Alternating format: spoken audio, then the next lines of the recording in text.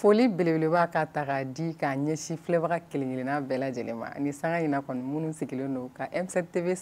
sanfɛ k'u filɛ k'an b'a fɔ k'aw bisimila daraka duman ale plateau kan ka bɛn ni bi jumadonya ye utukalo tile 23 san 2024 ni y'o sigilen ala ka juma hɛrɛ ala k'o d'an bɛɛ lajɛlen ma ka batokɛlenw bɛɛ lajɛlen minɛ o la sa programme o bɛna d'aw ma comme d'habitude kunnafoni kɛnɛ bɛ yan waati kibaru daraka nafama souvenir star en ligne fo ka se kɛnɛya sira suruw ma nin bɛɛ lajɛlen bɛ daraka duman ta ko fɔlɔ kɔnɔ an bɛ foli tɛnku sisan k'a cun k'a bɛrɛbɛn muso in denmuso ma Alamako Jabate ça va ça va alhamdulillah avec ça va ça va kosɛbɛ mais bon ça va ah i ka savon in ma ne convaincu je tiens bon il m'a hali voix tɛ ka se ka yɛlɛ kosɛbɛ quoi wallahi mais a bɛ kɛ cogo di an bɛ yan ka baw d'accord i bisimila an bɛ tila ka température ta k'a lajɛ a diyara n ye o fɔ dɛ o ka fisa o ka fisa ko in na fɛ kosɛbɛ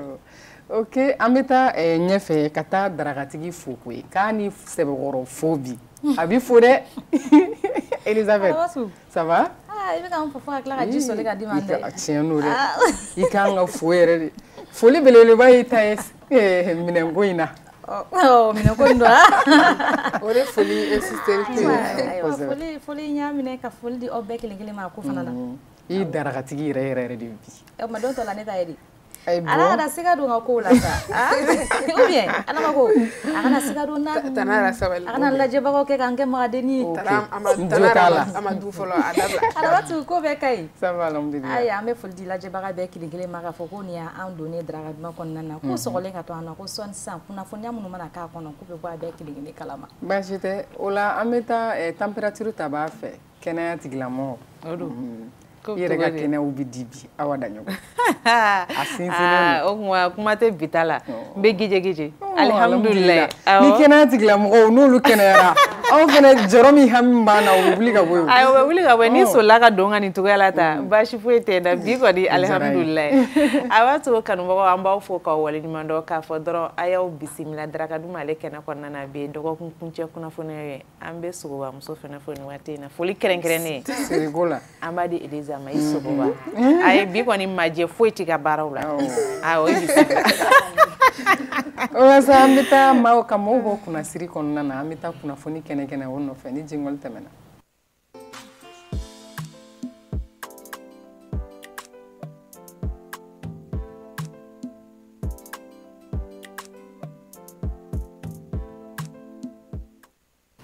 kunnafoni kɛnɛ an b'a daminɛ ni jumɛn bi Alamako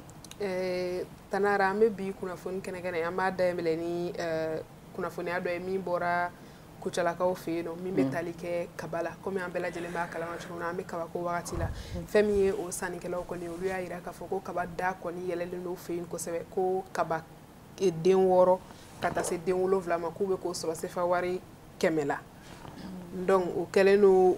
fɛn ba ye olu bolo sabula ko san tɔw la k'u b'a sɔrɔ da la min ka nɔgɔn n'o ye fɛn bɛ tali kɛ u ka feerekɛlaw kan commerçant ninnu olu y'a jira k'a fɔ ko ni gɛlɛya in yɛrɛ kun bɔlen don ko an bɛ don min na i ko sisan ko Kucala sugu yɛrɛ kɔnɔna la ko fɛnw yɛrɛ da gɛlɛyali k'a bɛ b'o la ko wa k'u bɛ ka kaba minnu ye u fɛ yen nɔ sisan Kucala k'a bɛ ka bɔ Sikaso ani maa minnu fɛnɛ y'u ka kabaw sɛnɛ ni o sera nka u y'a jira k'a fɔ u ka kunnafoniw cɛli kɔnɔna la k'a fɔ ko dɔgɔkun nata ninnu na ko ni Ala sɔnna ma ko dɔ bɛna bɔ gɛlɛya in na kosɛbɛ an ka kunnafoni filanan Tanara u bɛ taa n'an ye Masinakaw fɛ yen fɛn min ye maa minnu ka baarajɛkulu dɔ minnu sigilen don dugukolo ko baaraw ɲɛnabɔli ma ni an ko ma ko membre de commission foncière olu kɔni kelen bɛ ka tile 3 lakɔgɔyali baara dɔ sigi o fɛ yen nɔ Masina min n'a daminɛna mercredi don utikalo tile 21 san 2024 n'a kun bɛ cɛ bi juma la u y'a jira k'a fɔ ko lakɔgɔyali ninnu baara tɛ fɛn wɛrɛ ye ka se ka maaw la kunnafoniya texte réglementaire minnu bɛ dugukolo ko kun kan ni ka se ka dankari kɛ kɛlɛw la cɛ ni musow ɲɔgɔn cɛ dugukolo ko kun kan ni tile 3 atelier min yɛrɛ labɛnna ONG Carrefour de développement mɔgɔw fɛ ni a musaka n'o bɛ ka bɔ ONIFAM fɛ an ka kunnafoni sabanan o bɛ taa n'an ye Mali kɔrɔyan fan fɛ fɛn bɛ tali kɛ Gawo déplacés la musow kɛrɛnkɛrɛnnenya la ani den musomaninw na olu kɔni ye donbolo sɔrɔ mercredi don utikalo tile 21 san 2024 fɛn min ye donbolo in ye o yɛrɛ bɛ tali kɛ sɛnɛkɛminɛnw kan fo ka taa se feereli kɛ minɛn dɔw kan min n'o ye nɔnɔ sukaro tulu te fo ka taa se malo ma u y'a yira k'a fɔ ko ni donbolo in kɔni kɛra maaw ma minnu bɛ taa maa 30 bɔɲɔgɔnko la ni hakilina in yɛrɛ u y'a bila u ka projet a taara projet min kɔnɔna la o de ye relèvement économique de protection des femmes et filles des populations vulnérables ye u y'a yira k'a fɔ ko nin dɛmɛ in kɔni bɛna se yɔrɔ wɛrɛ minnu fɛnɛ ma u bɛ tali kɛ Mopti déplacé u Gao déplacé u fo ka taa se Menaka déplacé u ma ale baaraw fɛnɛ sigira ONG Nova Mali mɔgɔw fɛ ani ONIFAM ka dɛmɛ o tɛmɛnen kɔ ka bɔ yen nɔ an ka kunnafoni naaninan an bɛ to Mali kɔrɔyan fan fɛ halisa an y'a ye k'a fɔ kunu jeudi uti kalo tile 22 san 2024 tagama belebeleba labɛnna Kidalikaw fɛ yen nɔ ka tɛmɛ n'u ka finitigilakaw Kidali yɛrɛ finitigilakaw ye ka se dɛmɛ ma ka ɲɛsin an ka Mali finitigilakaw yɛrɛ ma fo ka taa se Alliance des États du Sahel ma n'o bɛ tali kɛ Mali Burkina ani Niger la u bɔra k'u ka hakilina ni u bɛ se ka dɛmɛ mun don an ka Mali finitigilakaw kɔ u kɔni y'o kɛ marche belebeleba ye u fɛ yen kunu min yɛrɛ kɛnɛ kan min bɛ tali kɛ u ka gouverneur la n'o ye El Hadji Gamu ye ale yɛrɛ fɛnɛ tun bɛ nin kɛnɛ in kan ka kɛɲɛ ni a yɛrɛ baara ɲɔgɔn caman fɛnɛ minnu fɛnɛ ye finitigilakaw ye Tanara walasa k'an ka bi kunnafoniyaw kuncɛ an bɛ taa wolofaw fɛ yen nɔ fɛn min bɛ tali kɛ Magal Touba kan komi an b'a mɛn san o san u b'a kɛ ni seliba tɛmɛna parce que a yirala k'a fɔ ni seliba a bɛ dépend seliba la date ninnu bɛ varier seliba de la a duwawu ta ba kɔni o bɛ ka kɛ u fɛ yen nɔ bi Touba misiriba kɔnɔ ni o ye jumadon ye uti kalo tile 23 san 2024 n'a baaraw kun bɛna cɛ 10h la 10h wagati u y'a yira k'a fɔ ko ni don kɛrɛnkɛrɛnnen in bɛ tali kɛ u ka seri muridba min tun bɛ yen nɔ n'o ye Cheikh Mohamadu Bamba ye ni a ka exil la Gabon n'o kɛra 1895 u y'a yira k'a fɔ kunnafoniya ninnu fɛnɛ kɔnɔna la k'a fɔ ko san 2023 maa miliyɔn 6 olu le sen donna nin baara in na u ko ɲina u bɛ ka maa miliyɔn 5 de kɔnɔ an bɛ don min na i ko sisan wa nin ye waleya min bɛ waleya wolofaw fɛ yen nɔ kabi 1928 fo ka taa se bi ma ni ne bɛ dan sigi an ka bi kunnafoniyaw la Aramatu. D'accord an bɛ fo Arama k'o ye ka ɲinini na ko u ka duwawu caman sama an yɛrɛ ma ala k'an ka jɛmukan ta ɲɛ k'an bɛn kelen ma ala k'o duwawu amina yarabi sisan an bɛ taa waati kibaru ye an bɛ t'o nɔfɛ an ko min ma météo ni jingɔli tɛmɛna an bɛ n'o d'aw ma.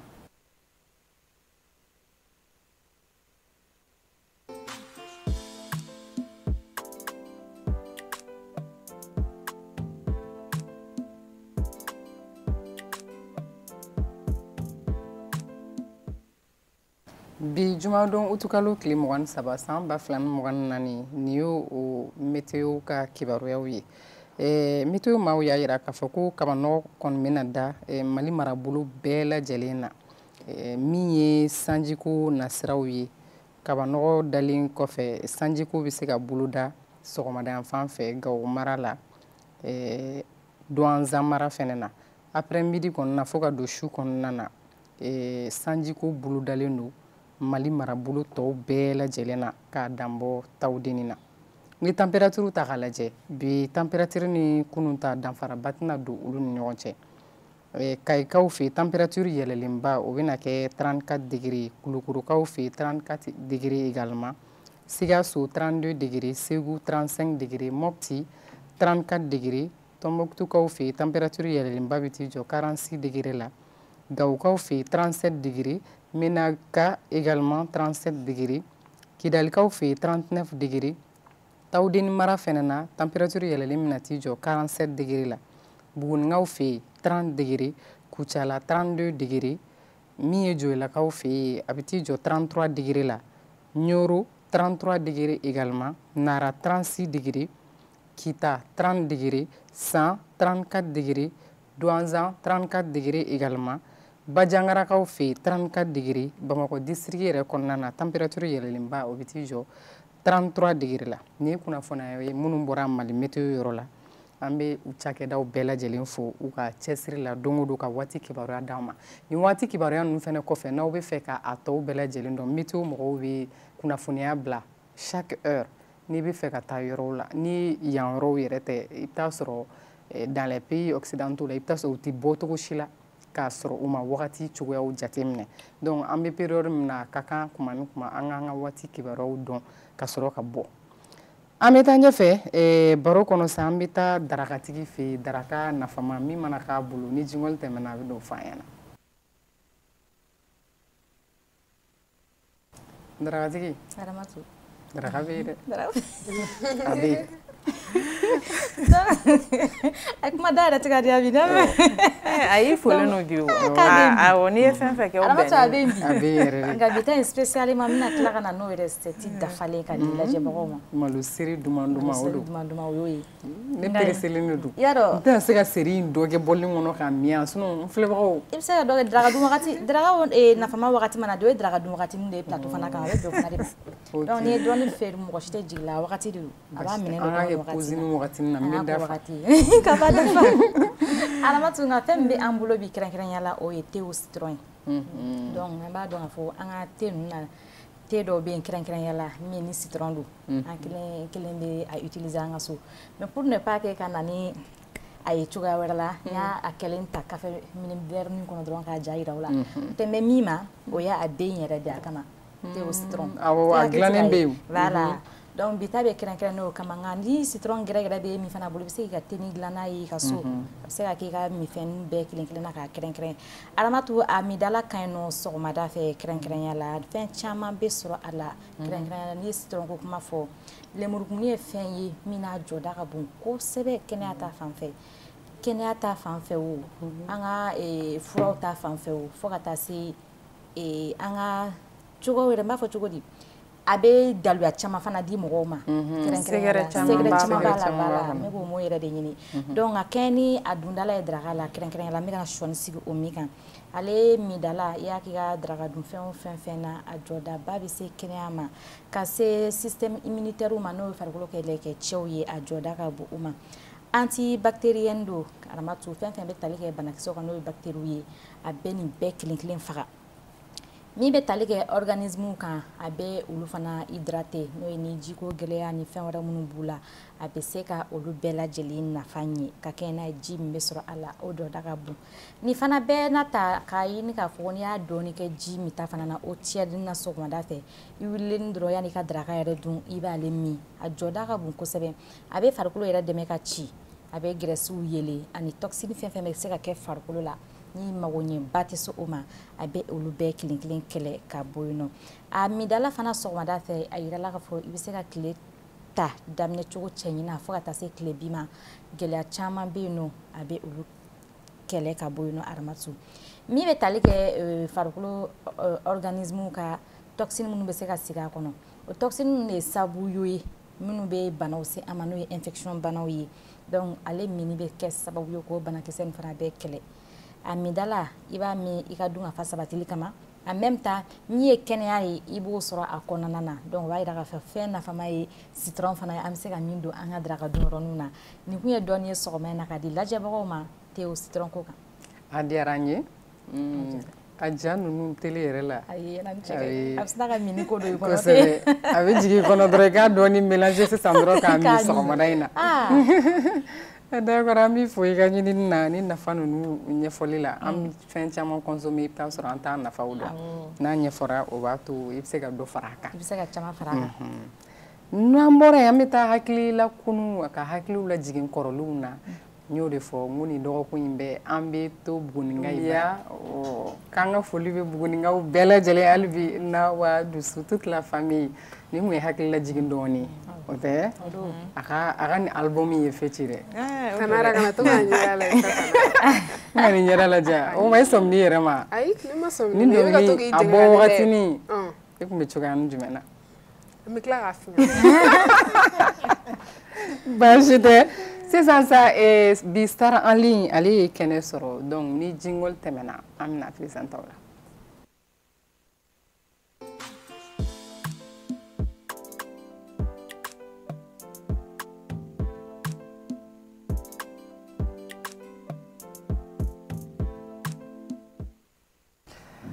Voilà, et Bistar en ligne, c'est pas un Malien, il nous vient du Sénégal. il est là dans le cadre d'une activité. Bon, allez, Gabomanangafo. Oui, donc on va voir ensemble. Et il est là dans le cadre d'une activité qu'on appelle Bamako Conférence Business au CICB.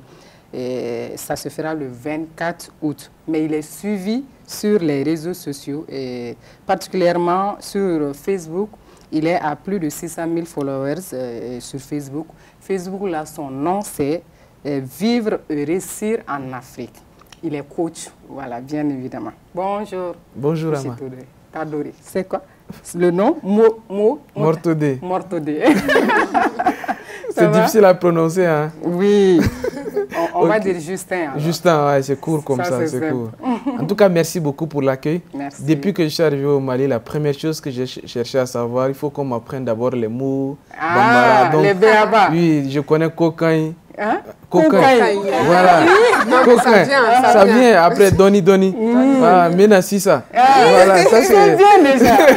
Là, c'est bien clair. Ça, c'est les premiers mots qu'on a commencé à m'apprendre. J'ai acheté même un gros cahier où je note tout. Voilà. Donc, je pense que si je fais une semaine comme ça, là, ça sera bon. Voilà. C'est sûr. Une première au Mali? Oui, bon, j'étais venu avant, mais j'étais un peu de passage. Je viens, mais je suis vraiment de passage, quoi, dans le cadre des business, d'accompagnement des entreprises, ainsi de suite. Voilà, cette fois-ci, je suis venu pour une conférence. Ça sera donc ce samedi. Ça sera au CICB, c'est de 8h à 18h. On partagera beaucoup de stratégies en business, comment réussir une activité business aujourd'hui avec tout ce qu'on fait. Ouais. Voilà. Et le thème, c'est 12 stratégies pour réussir son business. Oui. Donc, avant que tu n'ailles donner ces 12 stratégies-là, Ok.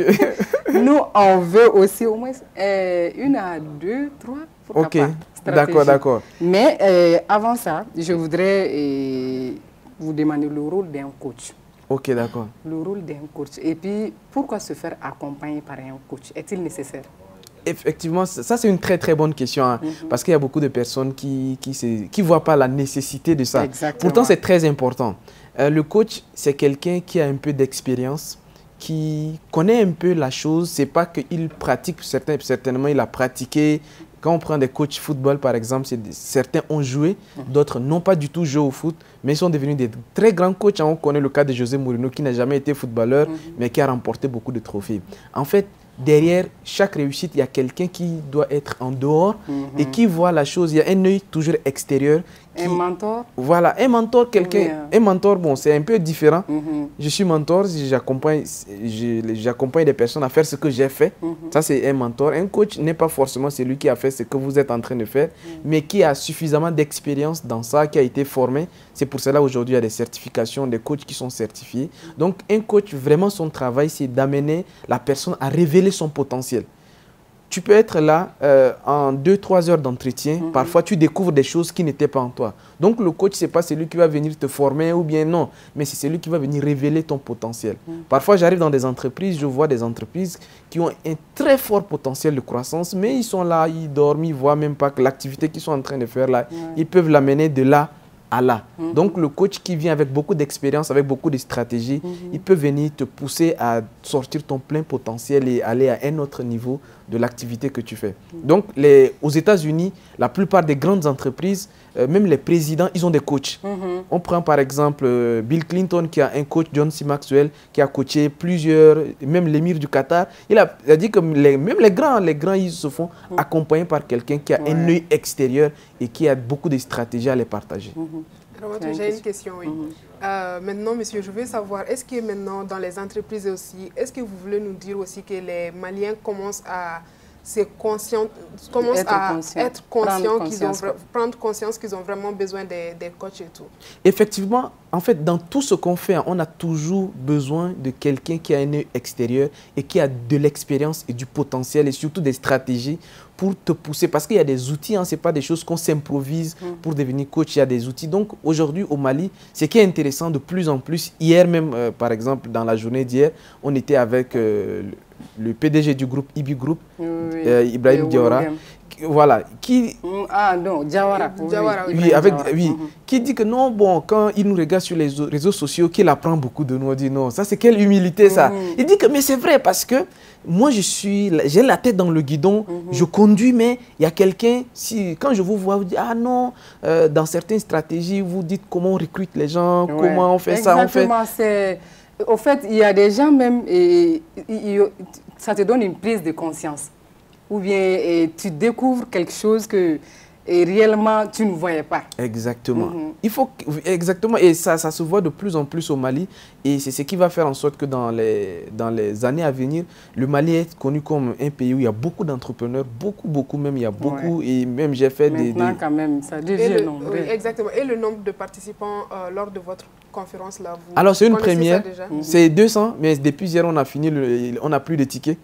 Donc depuis hier on n'a plus de tickets. Avant que je vienne, la moitié des places étaient déjà parties. Parce que vous êtes à 200? Oui, 200. On a pris la salle de 200 places. On reviendra d'ici quelques mois pour faire les 1000 places au CICB. Mais là, on a déjà fini les 200 places. Vu que je suis aussi suivi par pas mal de Maliens qui me suivent sur Facebook. Donc, quand j'ai annoncé que je venais au Mali, la moitié des places étaient déjà parties. Et c'est comment? C'est payant? Oui, c'est pas gratuit, c'est payant. Sauf qu'on a fait en sorte que ça soit gratuit. Parce que le prix d'entrée égale au prix de ce que vous allez manger à la pause. Donc, oui. Donc, c'est intéressant. Voilà. Donc, quand il y a du bouffe, tu es là-bas. C'est intéressant. Mais bon, je pense, nous, on va s'organiser si sur ces plateaux, il y a des gens qui veulent participer. Déjà, avec les 2-3 stratégies qu'on va partager tout à l'heure, ça va peut-être inciter certaines personnes à aller savoir les 9 autres qu'on va partager là-bas. D'accord. Donc, allons-y alors. On va commencer par la La première stratégie. Alors, très concrètement, en matière de business, il faut savoir que les stratégies, c'est en 2 catégories. Il y a ceux qui sont déjà en train de faire du business et il y a ceux qui veulent se lancer. Donc, c'est 2 stratégies différentes. C'est-à-dire qu'avant de commencer un match, le coach va dire « Ok, on a étudié l'adversaire, voici un peu comment on va attaquer le match. » Mais pendant le match, pendant la mi-temps, on dit « Ok, au vu de ce qu'on a déjà fait, l'essoufflement, la période qui nous reste, voici ce qu'on peut faire pour mieux attaquer le match. » Mais je vais donner 3 stratégies et les 3 là peuvent s'appliquer, que ce soit tu viens d'entrer. Dans les 2 cas. Oui, voilà. Donc la première stratégie, c'est de ce que je dis très souvent aux personnes, c'est d'augmenter sans cesse son niveau de connaissance. C'est important. Ça, c'est la première stratégie, c'est d'augmenter sans cesse son niveau de connaissance. Il y a 3 niveaux de connaissance. Il y a ce qu'on appelle les connaissances blanches, il y a les connaissances grises et puis il y a les connaissances noires. Les gens qui vont souvent à l'école, on les apprend des connaissances blanches. Ce sont des connaissances x carré moins 1 égale à 0. Des choses que tu connais qui ne te servent pas à grande chose. Tu connais beaucoup, tu as beaucoup de connaissances, mais tu ne peux pas pratiquer ou comment exploiter. Comment exploiter. Alors qu'en business, il faut que ce soit des connaissances qui sont automatiquement convertissables en argent. Il faut que souvent, ces connaissances-là ne sont pas enseignées à l'école. Donc, il faut sans cesse chercher. Et ces connaissances-là sont simples. Par exemple, dans le marketing. Le marketing, c'est l'art d'attirer des personnes sur un produit. Donc, il y a des stratégies pour attirer l'attention des personnes. Tu peux avoir un bon produit, mais si les personnes ne sont pas au courant de ce que tu fais, tu ne vas pas... Ça ne sert à rien. Donc, il y a plusieurs compétences. Il y a au total 7 domaines de compétences que tout entrepreneur doit chercher à développer ça constamment pour gagner plus. Parce que, comme on le dit, more you learn, more you earn. C'est-à-dire que plus tu apprends, plus tu gagnes. Si aujourd'hui, tu ne gagnes pas plus de 1 million par mois, c'est ce que tu vaux. Oui. C'est ta valeur qui est là comme ça. Tu ne peux pas forcer quelqu'un à te donner plus que ce que tu vaux. Donc, il faut beaucoup apprendre pour que ce que tu gagnes également suit ce que tu apprends. Donc, il faut beaucoup apprendre. Quand tu apprends, tu prends plus confiance en soi. Exactement, il y a à peu près 3 raisons. Tu évites l'échec d'abord. C'est-à-dire que celui qui comprend la chose mieux est celui qui fait moins d'erreurs. Celui qui ne comprend pas, souvent c'est comme quelqu'un qui est sous un arbre. On lui dit qu'il ne sait pas, mais ce qui est sur les feuilles de l'arbre là, peuvent le soigner. Mais comme il ne sait pas que les feuilles de l'arbre là, peuvent le soigner, il va mourir. Donc la connaissance le tue. Le manque de connaissance, l'ignorance le tue. Tu peux être là, tu cherches des clients, tu ne sais même pas. Toi, tu vas sortir faire du porte-à-porte pour trouver des clients pour ton business. Alors que dans la deuxième stratégie que je vais partager automatiquement, c'est de venir sur Internet. C'est-à-dire que c'est d'avoir une stratégie, digitale. Tout ce que vous vendez, faites en sorte que, peu importe là où vous vous trouvez, il ne faut pas qu'il y ait de limites d'achat. Que quand quelqu'un veut acheter ton produit, il faut absolument trouver un moyen pour que la personne puisse avoir accès. Et le digital est aujourd'hui le meilleur moyen d'avoir des clients. On est à Missabougou, tu peux avoir des clients. Je suis venu avec des équipes. Tout à l'heure, il y a un qui a des livraisons, je ne sais pas, à Faladje, ainsi de suite. Pendant qu'on venait, il y a des livreurs. Ça dit que si tu es un entrepreneur et que ce que tu proposes n'a pas de possibilité de toucher beaucoup de personnes, tu es automatiquement limité. Oui. C'est pour cela les boutiquiers, ils ont compris ça. Ils vont avoir 17 boutiques, 19 boutiques. Ils savent. Mais ça, c'est épuisant. Mais c'est épuisant. Ça, c'est les anciennes stratégies. C'est épuisant. Aujourd'hui, tu peux ouvrir un magasin, avoir un seul magasin et Internet te permet d'être présent dans tous les quartiers. Oui, c'est vrai. C'est l'avantage. C'est ça, c'est l'avantage des réseaux sociaux et de la digitalisation. Exact. Tout est dirigé vers ça actuellement. Et maintenant, la troisième? La troisième stratégie, c'est d'apprendre à vendre. Ça, c'est, je ne le dirai jamais assez. Un entrepreneur qui ne sait pas vendre va fermer. Une entreprise ne va jamais fermer ses portes parce qu'il n'y a pas de clients, ou bien il n'y a pas de prospects, ou bien il n'y a pas de collaborateurs, il n'y a pas de gens qui travaillent, ou il n'y a pas de produits. On ferme uniquement lorsqu'il n'y a pas de clients. Oui. C'est vrai. On ferme uniquement lorsqu'il n'y a pas de clients. Donc, le seul travail d'un entrepreneur, chaque jour que tu dors et que tu te réveilles, comment je vais vendre? Et quand tu sais vendre, tu n'es pas obligé d'avoir de produits. Tu n'es pas obligé de concevoir même le produit. Concevoir les produits, c'est pour les technocrates. Eux, ils gagnent souvent moins d'argent. Comment faire alors? Alors, pour vendre, il faut savoir tout simplement qu'il y a 3 stratégies. La première stratégie, c'est d'augmenter le nombre de prospects. Le prospect, c'est celui qui découvre ton produit. Donc, il faut augmenter ces nombres-là. Sans te soucier s'ils vont acheter ou pas, mais il faut que ce que tu fasses soit connu par le maximum de personnes. Exactement. Donc, pour augmenter le nombre de prospects, il y a des stratégies, il y a les stratégies de 4P. 1,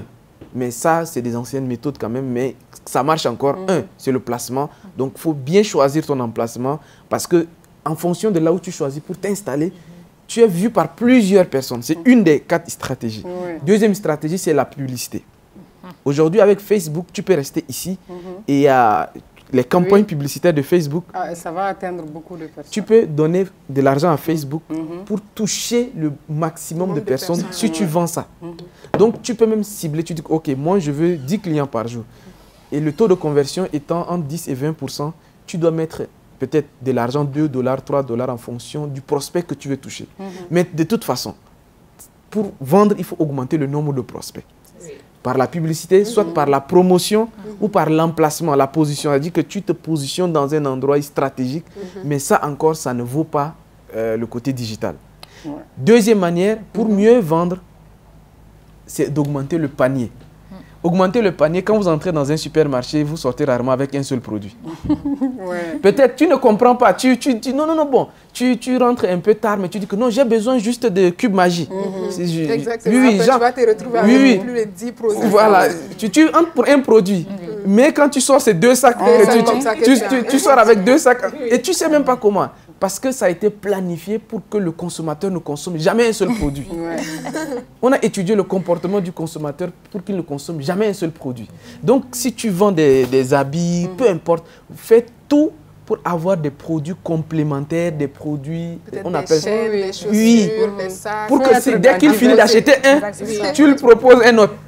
Donc, le mauvais entrepreneur, c'est celui qui vend un seul produit. Ça, il ne comprend pas du tout le business. Bon, moi, je me disais que peut-être, est-ce que quand tu vends plusieurs produits là, et ça n'a pas aussi des conséquences, est-ce que tu ne vas pas trop t'éparpiller? Non, la stratégie, c'est d'avoir un produit phare. Tous les autres produits vont s'agripper à ça. Quand tu entres dans un supermarché, peut-être, ils savent qu'il y a des produits que tu viens pour acheter. Tu vas aller au fond acheter des couches, ainsi de suite. Mais à la sortie maintenant, à la caisse, tu as déjà fait tes choix, mais quand tu sors maintenant, il y a des produits qui t'attendent à la sortie. Exactement, oui. Parce que et souvent, il n'y a pas de monnaie. Tu vas obliger de dire, bon, il reste 2500 francs. Est-ce que tu ne peux pas prendre tel produit pour compléter, ainsi de suite. Des bonbons et tout. Il y a dit qu'il y a des produits qui t'attendent lorsque tu as fait déjà ton premier achat. Ils s'imposent à toi. Oui. Donc ça, ce sont des stratégies. À chaque produit, quand un entrepreneur, je viens voir dans son entreprise, il dit qu'il fait la comptabilité. Il dit, oh, mais tu fais la comptabilité, tu es un cabinet comptable. Je dis, d'accord, est-ce que tu fais fiscalité? Il dit qu'il ne fait pas. Je dis, mais tu n'as pas compris. Tu dois, même si ce n'est pas toi qui fais ça, tu dois chercher des partenaires qui font ça pour que lorsqu'ils entrent là-bas, ils laissent le maximum d'argent. Parce que le but d'un entrepreneur, c'est d'augmenter le panier moyen. Donc, que ce soit des produits ou des services, il faut un ingénieur, si tu fais un plan à quelqu'un, et que tu le laisses partir, tu ne comprends pas le business. Tu dois chercher à savoir, bon, est-ce que tu as déjà les maçons? Est-ce que tu as déjà ça? Est-ce que tu as déjà ça? Tu dois tout faire qu'un client, si tu dépenses de la publicité dans la première stratégie pour acquérir un client, s'il arrive là-bas, Dieu merci. Tu dois tout faire. J'ai une question. Une seule question. Bon, j'ai fini la troisième. J'ai fini la troisième manière de beaucoup vendre. La troisième manière de beaucoup vendre, c'est Et la troisième stratégie, une seule question. Non, dès que ça finit. Pour beaucoup vendre, ça c'est le sommet. Le sommet de tous les business, c'est la fidélisation. Je ne sais pas, votre puce, là, vous avez acheté une puce. Ça fait, on ne va pas dire le nom peut-être de la société, mais tu as acheté une puce, ça fait déjà combien d'années? Ça vaut 7 ans. 7 ans comme ça. La puce, tu l'as achetée à combien? 500 francs. Peut-être même c'est gratuit. Des fois, ça arrive. Avec des fois, c'est même gratuit parce qu'on t'offre. Mais depuis quand tu l'achètes, dès que tu achètes une puce, peut-être tu achètes 500 francs, on te donne encore crédit 500. C'est comme c'est vraiment, c'est gratuit. Mais sauf qu'après 24 heures, ton crédit se termine. Et tu reçois un message de promotion. Qu'il y a donc quand tu calcules, chaque mois tu dépenses 5 000. On te donne quelque chose, c'est comme un poison qu'on t'a donné. On te donne pour que ça te permet, pour que ça les permette à eux de continuer à gagner de l'argent avec ce qu'on t'a donné. Donc un mauvais vendeur, c'est un vendeur qui ne vend une seule fois. Donc toutes les stratégies, j'ai travaillé avec un restaurant, j'ai dit qu'un restaurant, eux ils vendaient comme ça des produits. Ils vendaient comme ça les plats. J'ai dit que non, on ne fait jamais ça. Si tu fais ça, tu ne comprends pas le business. Tu dois mettre des cartes de fidélité. Quand quelqu'un, il mange pour la première fois, automatiquement, tu lui donnes carte de fidélité. Tu dis qu'il te reste 8 fois pour que le 9e plat soit gratuit. Ah oui. Non, ça c'est la stratégie. S'il finit de manger, automatiquement, tu lui donnes un ticket. Tu dis que voilà, ça c'est ta première fois. Mais si tu manges encore 9, au total 9 plats, pour 9 plats manger, le 10e c'est gratuit. Donc, ces tickets-là, à chaque fois tu reviens, on va ajouter le 2e plat, le 3e plat. Quand la personne... il mange une fois et il se rend du gratuit qui va venir au 10e plat. Oui. Il va tout faire, même s'il habite. Parce que tu le fidélises en fait. Exactement. Dans tout, il faut tout faire pour fidéliser. C'est pour cela, moi je dis aux personnes, si vous voulez étudier les stratégies pour vendre beaucoup, étudiez les stratégies des grandes entreprises de votre pays. Eux tous, ils fidélisent les gens. Ils ont tout le temps un système qui fait en sorte que celui qui vient une fois, on va tout faire pour garder tes coordonnées, garder quelque chose pour te permettre de revenir. Parce que, ça c'est très important ce que je veux dire, parce que c'est beaucoup plus facile de donner naissance que de réveiller un mort. Quand tu as travaillé pour acquérir quelqu'un, cette personne-là, c'est beaucoup plus facile de continuer à le vendre d'autres choses, même si ce n'est pas le même produit, d'autres produits. C'est ce qu'ils nous font à longueur de la journée. Hein. Tu pars pour un parfum et tout, ils vont te dire non, mais tu sais, ça c'est fini, mais il y a ça, quoi, ça revient un peu à la même chose et tout. Quoi. Et mais comme tu l'as déjà fait une confiance une fois, quand tu as déjà fait une confiance, c'est pas facile de toujours faire confiance à de nouvelles personnes.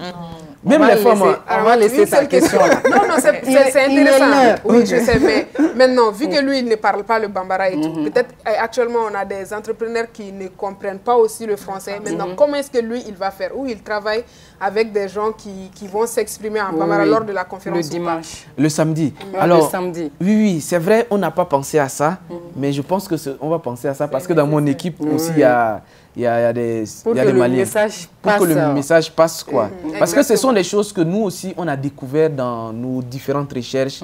et on applique dans nos business. On a conseillé à d'autres personnes d'appliquer les mêmes stratégies et quand ils appliquent, ils voient que le chiffre d'affaires de leur business, ça continue de grimper, quoi. Beaucoup d'entrepreneurs, toutes les stratégies que je vous ai partagées, beaucoup d'entrepreneurs, ils pensent que non, si on veut commencer un business, on achète, on vend, on achète, on vend, sans stratégie. Non. Il y a toujours une manière de faire derrière, quoi. Et il suffit de voir les plus grands du pays, comme hier on a rencontré Diawara, automatiquement on se rend compte que c'est des gens qui ont compris le business. Ils vendent des voitures qui te permettent d'aller revenir. C'est-à-dire que tous ces systèmes que les gars y mettent en place pour gagner de l'argent, ça respecte les 3 critères.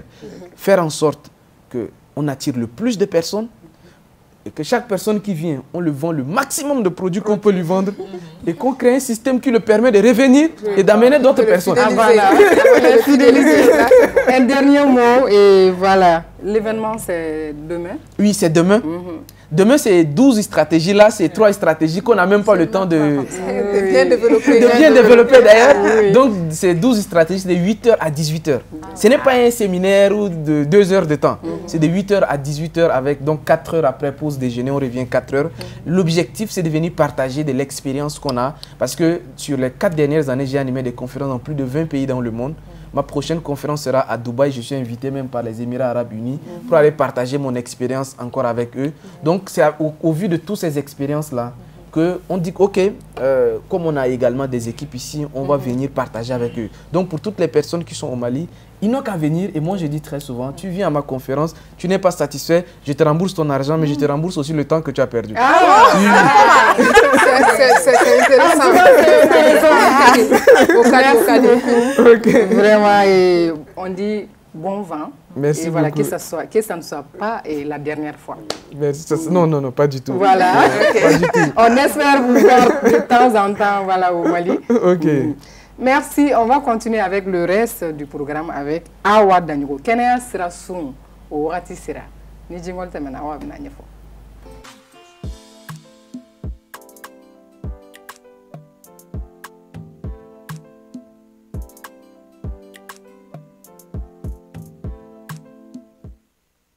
Kenya sera soon au Wati Sira. Bitabe jumɛn kan kosɛbɛ ara nin y'a waati selen ye an ka bi babu a bɛna tali kɛ min kan komi tɔgɔw b'a fɔ cogo min kɛnɛya sira sɔrɔ a tɛna janya o a bɛ surunya mɛ i b'i ka tata bɛɛ lajɛlen ta kɔnɔ k'i to i sigiyɔrɔ la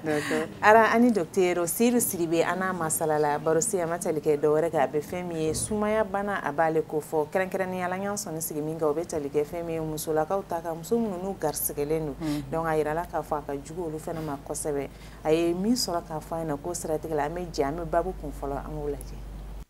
ni ko sumaya dɔwɛrɛ foyi tɛ sumaya la ni soso kinda le kɔ soso jumɛn de don soso musoman n'ale y'i kin a bɛ na ni sumaya ye adamaden na donc a bɛ muso kɔnɔmaw sɔrɔ a bɛ mɔgɔ tɔw bɛɛ sɔrɔ n'a y'o kin an bɛ se ka sumaya taamasere kɛ kulu 2 ye kulu fɔlɔfɔlɔ n'an b'a fɔ ko signe majeur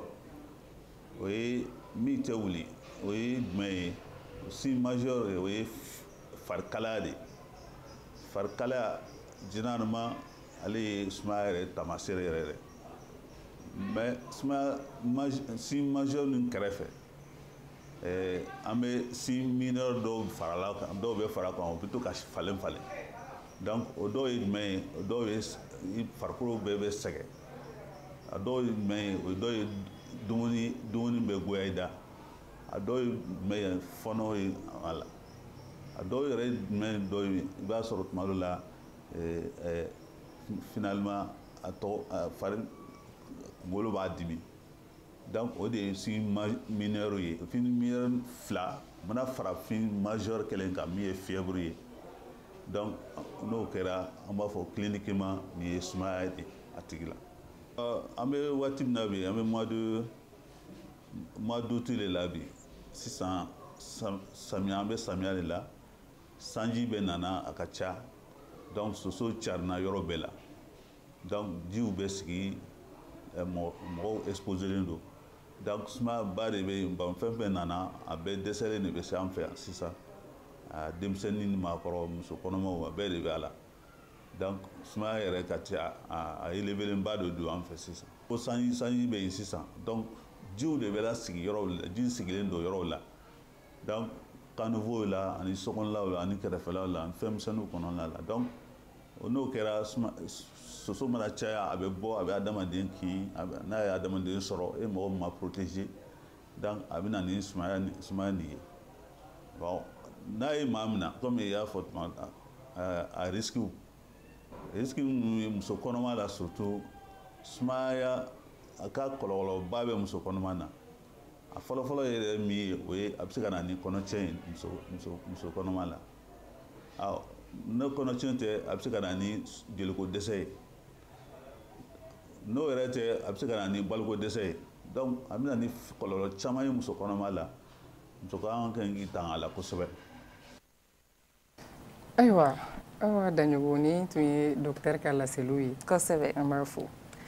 Ara an b'o de fɔ docteur Sidibe bɔra k'i da se laselikan ma n'a bɛ tali kɛ sumaya bana kan kɛrɛnkɛrɛnnenya la an y'an sɔnni sigi musolakaw ta kan minnu garisigɛlen don i b'a ye kuma dɔ la musolakaw mana taa peseli la kɛnɛyaso la sange bɛ d'u ma k'u ka si sange kɔrɔla la caman bɛ yen nɔ olu tɛ sɔn ka si sange kɔrɔla la ko parce que kasa min b'a la k'a b'olu tɔɔrɔ donc o ye fɛn ye fɛn min ye ne mɔgɔ ka ɲi ka siran a ɲɛ parce que fɛn bɛ e dɛbɛ la e bɛ ka fɛn na balo n'a fɔra k'i ka si sange kɔrɔ ni fila ka kisi ne ko k'o kasa b'i tɔɔrɔ ara o ko ka gɛlɛn sumaya bana dun n'a juguyara muso kɔnɔma na docteur da sera ma a bɛ se ka kɛ sababu ye ka garisɛgɛ tiɲɛ donc o ye fɛn ye an ka laɲini tɛ min ye an bɛ waati min kama ko sisan nɔ soso fanga ka bon murutuni bɛ yen nɔ hali journée la soso b'i kin ni fila bɛɛ b'i kin hali journée la donc an k'a lajɛ an bɛ se ka tanga a ma cogoya min na an k'o baara dɔw bila sen kan ji minnu bɛ sigi an ka sokɔnɔnaw la ka taa se carré kɔnɔnaw ma ne bɛɛ lajɛlen ye ka ji ni nabɔ ka fɛɛrɛ kɛ a la ka a kɛ caniveau kɔnɔna na ka fɛɛrɛ kɛ k'i senkɔrɔlaniw furan ka jɛ ka so kɔnɔnaw furan ka dilan jukɔrɔlaniw labɛn ka dɔɔni bɔ olu ɲamaɲamaw la a dɔ bɛ dɔ la dɔ bɛ bɔ soso in na koyi an bɛ dugawu kɛ k'Ala ka bi tulo kunna ni kɔnɔ n'Ala y'an si jɔ ka tɛnɛ kɔnɔ a kunnafoniya sɔrɔ an b'a di kanubagaw ma an b'a docteur Seydou Sidibe an b'a n'a cakɛɲɔgɔn bɛɛ lajɛlen fo an b'u bɛɛ lajɛlen fo o b'a to sisan anw bɛ pause kunkurunin minɛ ka sɔrɔ ka na filɛbagaw kana wuli dɛ jamukan duman tɔw ye kɔfɛ inchallah sɔmi dɔrɔn an bɛ na. F'aw ka dɔn k'a fɔ ko daraka duman dunni nafa ka bon kosɛbɛ tile tɔ ɲɛnamayali la o la daraka duman jɛmukan bɛna aw dɛmɛ k'o waleya désormais daraka duman kɔnɔ aw bɛna rubrique caman de sɔrɔ i n'a fɔ kunnafoni kɛnɛ daraka nafama waati kibaru an ko min ma météo fo ka taa se souvenir ma an ma ɲinɛ bɔlɔlɔ siraw kɔ awɔ revue des réseaux sociaux o b'a kɔnɔ sigi ani sariya kɛnɛya sira surun star en ligne ka wuli bila aw ka surfe kɔnɔ ma direct la u k'u fɛla fɔ nin bɛɛ lajɛlen kɔfɛ ɲiningali gɛlɛn o bɛ na o la daraka duman bɛna sigi aw ye don o don ka daminɛ tɛnɛn ka taa bila juma na de 8h à 10h an bɛ tila ka segin a ka aw ye à 15h pile daraka duman de bɛ tile baara tɔ nɔgɔya dɛ aw kana ɲina.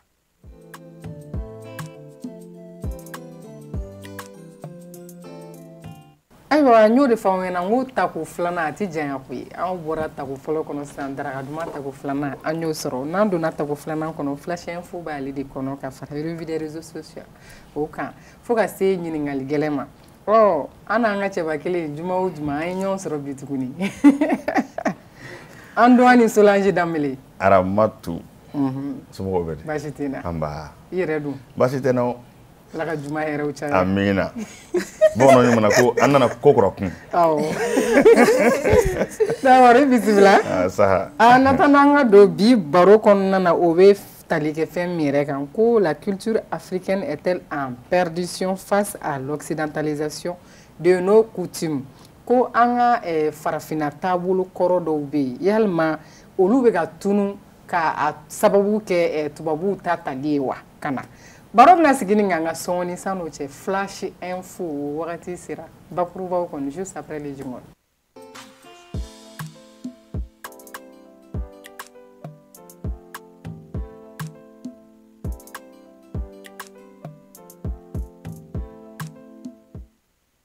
Alamako Aramatu komi i y'a fɔ cogo min na an ka bi bakuruba o ye tali kɛ bakuruba 5 la a fɔlɔfɔlɔ o ye sannikɛlaw kaba sannaw olu ye damakasi min kɛ Kucala k'a jira k'a fɔ ko kaba da ka gɛlɛn u fɛ yen nɔ k'u bɛ ka kaba sɔrɔ sisan den 6 den 7 k'u bɛ k'o sɔrɔ 100 la fɛn min ye commerçant ye olu fana ye u ka hakilina di o kan k'a fɔ ko an bɛ don min na i ko sisan ko da la dumunifɛnw de bɛ ka gɛlɛya Kucala sugu la min nana ni gɛlɛya fana ye dɔɔni min na u y'a jira k'a fɔ ko kaba minnu bɛ ka feere Kucala kɔnɔna la sisan ko a bɛ ka bɔ Sikaso ani maa minnu y'a sɛnɛ u ka jardin kɔnɔ kɛrɛnkɛrɛnnenya la an ka bakuruba filanan Aramatu o bɛ taa n'an ye Masinakaw fɛ yen nɔ fɛn min bɛ tali kɛ maaw ka minnu ka baara ɲɛsinnen don dugukolo ko kow ɲɛnabɔli ma olu kelen bɛ ka tile 3 lakɔgɔyali dɔ sigi Masina min kɔnɔna la u bɛ ka a lajɛ k'u bɛna se ka maaw la kunnafoniya cogo min na ko minnu règlement minnu bɛ dugukolo ko kun kan ni ka cɛ ni musow ɲɔgɔn cɛ kɛlɛ ka se ka o kɛlɛ cogo min na ka bɔ dugukolo ko kunkan kɛrɛnkɛrɛnnen la k'o kɛlɛ ka bɔ u fɛ yen nɔ an ka bakuruba sabanan o taara n'an ye Mali kɔrɔyan fan fɛ min bɛ tali kɛ Gawo la kɛrɛnkɛrɛnnenya la wa déplacé minnu bɛ yen nɔ donbolo kɔni dira olu ma mun bɛ musow ani den musomanninw min na u ye sɛnɛfɛnw d'u ma fo ka taa se feerelikɛminɛnw kan minnu bɛ tali kɛ nɔnɔ sukaro tulu fo ka taa se malow ma an ka bakuruba naaninan o bɛ to n'an ye halisa Mali kɔrɔyan fan fɛ fɛn min ye Kidali finitigilakaw ye olu ye tagama belebeleba kɛ u fɛ yen nɔ kunun ka walasa u bɛ se ka an ka Mali finitigilakaw bɛ se ka dɛmɛ don u ma cogo min na k'a jira k'a fɔ ko u bɛ u fɛnɛ hakilina ye o baara ninnu kelen fo ka taa fara Alliance des États du Sahel mɔgɔw fɛnɛ kan u y'a jira k'a fɔ ko nin kɛnɛ in kɔnɔna min bɛ tali kɛ Kidali gouverneur yɛrɛ la n'o ye Elhaji Gamu ye ale tun bɛ nin kɛnɛ in kan ka fara a baarakɛɲɔgɔn caman kan an ka bi kunnafoniyaw kɔni olu kuncɛli taara n'an ye wɔlɔfɔw fɛ yen nɔ fɛn min ye Sénégal Magal Touba ye n'a bɛ ka kɛ u fɛ yen nɔ bi vendredi yɛrɛ n'u ka duwawu ta ba n'o kan ka kɛ nɛgɛ kanɲɛ 10 wagati an y'an da don o babu fɛnɛ la ka dɔɔni ɲɛfɔ mɔgɔw ye ni ne bɛ dan sigi an ka bi bakurubaw la Aramatu. D'accord. Ala ma ko an b'i fo ɲinini na ni hakili jigin na nka n'i bɛ to ɲɔgɔn bolo ka d'a kan revue des réseaux sociaux o b'e fɛnɛ bolo ni jingɔni tɛmɛna bɔlɔlɔ kan kunnafoniw an bɛ n'o d'a ma o kulo kan.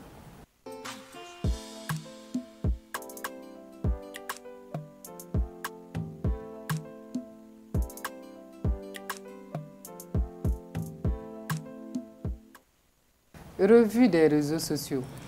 Amna jumɛn de lamɛn bi amna jumɛn de lajɛ bɔlɔlɔ kan na ni parti ka di Aramatu yɛrɛ i ko k'a ka di ne kelen a ka di a man ne sa ne bɛ to ka ne bɛna fɔ dɔrɔn de parce que ne bilala ka n'a fɔ sinon e t'a la ne bɛna fɔ e ka don commentaire kɔnɔ e b'a prononcer cogo min na a b'a jira k'a fɔ k'a ka di e kosɛbɛ ka tɛmɛ ne kan Aramatu an ka bi revue des réseaux sociaux filanan bɛ taa n'an ye Côte d'Ivoire min ye dɔnkili ye n'a kɛra la sisan i yɛrɛ bɛna a dɔn an bɛ fɛ ka kuma min kan donc an bɛ dɔɔni n'a ye vidéo la an bɛ segin ka na. D'accord.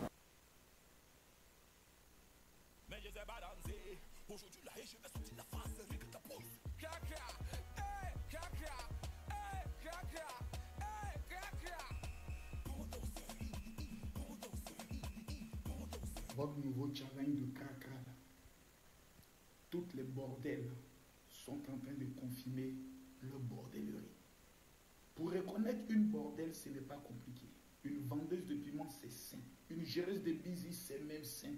C'est dans les challenges. Général Makoso. Général Makoso Aramatu. Ah, sisan kɔni i bɛ yɛlɛ bɔlɔlɔ kan ka jigin k'i ma ni dɔn in ye ko karakara kɔni c'est impossible si on peut le dire comme ça. Mais comme Makoso bɔra k'a fɔ cogo min na mɔgɔ caman bɛ yen minnu bɛ ka u imposer a la kosɛbɛ sabula i tɛ vidéo lajɛ a vidéo la k'i tɛ n t'a dɔn n bɛna f'i ɲɛna cogo min na quoi exactement u bɛ dɔn sugu dɔw kɛ ale yɛrɛ kɔni sera k'a ta qualifier ka bɛn ko u bɛ ka sufɛ baara n t'a dɔn n'a bɛ fɔ ten cogo la k'u bɛ ka essayer ko o don ba la fo ka taa a se u ka o confirmer ma exactement parce que a ka kuma ninnu kɔnɔna la a continuera ka taa tellement que a dimina a ka kuma ninnu kɔnɔna la a taara ka taa ko fo k'a fɔ ko mɔgɔ minnu bɛ ka dɔn ninnu kɛ tantɔ n'u bɛ k'u yɛrɛ farilankolon bɔ ou bien u b'u biri ka dɔn sugu dɔw kɛ k'u ka wari ajouter wari u bɛ min kɔ quoi enfin k'u ka o somme yɛrɛ ajouter directement vidéo ninnu na ko ça serait encore mieux. Bon min kɔni bɛ tali kɛ dɔnkili na an bɛ don min na i ko sisan peut-être n'a sɔrɔ mɔgɔw y'a kɛ a dɔn ninnu kɛ Mali kɔnɔ yan a bɛ compter bon a la fɛnɛ généralement ni sɔnni sera dɔrɔn ni dɔn yɛrɛ u bɛ dɔn ninnu yɛrɛ ta dɔrɔn u b'u jɔ ko parce que k'olu bɛ ka miiri an ka jamana ɲɛmɔgɔ mais quand même il contribue à la n t'a dɔn a fɔ cogo di a promotion exactement parce que a bɛ fɛn bɛɛ la dɔnkili in promotion kɛ o il y a donc tu es en train de faire la promotion de la musique là. Ɲininkali fitinin bɛ ne bolo ko karakara de don wa? Ko karakara. Ɔ karakara in dɔnsiya jumɛn don ani a daminɛ yɔrɔ jumɛn? A bɛɛ bɔra Ivoirien ka dɔnkili de don olu ka dɔnkilidala dɔ de ye dɔnkili da mun ye Oyoki ani Ko Didi Yema olu de ye dɔnkili da dɔnkili in kɔnɔna tellement que u yɛrɛ b'a dɔn k'a fɔ sisan nɔ commentaire négatif bɛ ka caya u bɛ ka n'a fɔ Makoso ka commentaire ninnu kɔnɔna la ko ale bɛ k'a fɔ ko minnu bɛ ka ninnu kɛ k'olu ye prostituées ye tout ko a wele gwa dɔnkilidalaba pour ne pas citer de nom a b'o o musoman ninnu caman fɔ ko olu dun fana ye dɔ in kɛ i b'a dɔn dɔ yɛrɛ ta la tellement que dɔ in bɛ ka juguya san ka taa fɛ dɔ ta yɛrɛ la an b'a ye musomanin dɔ a bɛ cuisine kɔnɔ a bɛ dɔn na fini tellement que fini ka surun a bɛ k'i biri k'a bɛ na karakara ye dɔn dɔrɔn fini bɛ boli ka yɛlɛ mais après o bɛɛ y'a to a y'a publier parce que e de y'a k'i ka téléphone na an bɛɛ bɛ TikTok k'an ka téléphone na et tout mais ni e m'a ka di ye de i b'a publier exactement ni e m'a publier mɔgɔ tɔw tɛ se k'a sɔrɔ k'a publier a bɛ fantan naani bɛɛ lajɛlen na bi bon actuellement kɔni a dara olu yɛrɛ mun kɔni fɛ yen u bɛ ka essayer ka u imposer dɔnkili in na an bɛ don min na i ko sisan an ka revue des réseaux sociaux filanan Aramatu o fana ye bɔlɔlɔ sanfɛ kunnafoniya dɔ ye min na an b'a yira k'a fɔ publication in na a tigi yɛrɛ y'a sɛbɛn ko selon des rumeurs a y'a ye a fɛn ka fara kan min bɛ tali kɛ bachelor la je sais pas n'i ye a tɔ ninnu lajɛ Emma Louès bɛ to ka min kɛ et tout donc u y'a yira k'a fɔ ko an bɛ don min na i ko sisan parce que a saison a 3e édition o kan ka daminɛ en septembre ko rumeur y'a yira k'a fɔ ko Emma tɛna présentation kɛ tuguni ko Koni Touré ko o de bɛna a présentation kɛ donc du coup tellement que a ye réaction sɔrɔ a ye j'aime sɔrɔ Koni yɛrɛ y'a ta à son tour k'a bila a ka page sanfɛ ka commentaire fitinin k'a la là min na a b'a fɔ ko a bɛ k'a ka fɛn publier de kɛ ko actuellement k'ale tɛ téléko ninnu na fɔlɔ dɛ k'ale bɛ feere de la k'ale bɛ fini feere de la mais a ka commentaire kɔni na commentaire plus de 10 000 et quelques commentaires j'aime tɛ commentaire ninnu na mɔgɔw kɔni u ye ka commentaire positif dɔrɔn de bila u bɛ k'a yira k'a fɔ ko donc ko sisan ko min bɛ k'a bali ko olu k'a ye u ka télé la k'o tɛ fini feere yan k'olu bɛna fini in bɛɛ san k'olu bɛna cotisation kɛ k'u bɛ finiw bɛɛ san mɔgɔw bɛ ka o commentaire mais en dehors de ça Koni Touré ye visage wɛrɛ d'a ma a yɛrɛ ma parce que actuellement a b'a kun datugu elle est voilée maintenant voilà elle est voilée mais est-ce que ça au critère ninnu b'ale permettre bilen ka bachelor présenter peut-être a bɛ fɛ k'o de fɔ mais a ma girin k'a fɔ directement et tout sinon halisa an bɛ ka to k'a ye bɔlɔlɔ siraw sanfɛ a bɛ ka continuer à ka animation ninnu kɔnɔna la et tout mais a yɛlɛla k'a bila ko actuellement k'ale t'o ko ninnu na dɛ k'ale b'a ka fini feere de la c'est tout simplement ses fans veulent la revoir à la télé olu ta y'o dɔrɔn de mais bachelor contenu ninnu ni concept min b'o la concept o ni ko ni ka taabolo ta man di sisan o bɛ sɔn ka gɛlɛya dɔɔni o tɛmɛnen kɔ ka bɔ yen nɔ Aramatu an ka revue des réseaux sociaux sabanan o bɛ tali kɛ ja dɔ la an b'a lajɛ an bɛ segin ka na an bɛ fitinin dɔrɔn lajɛ a la an bɛ segin ka na.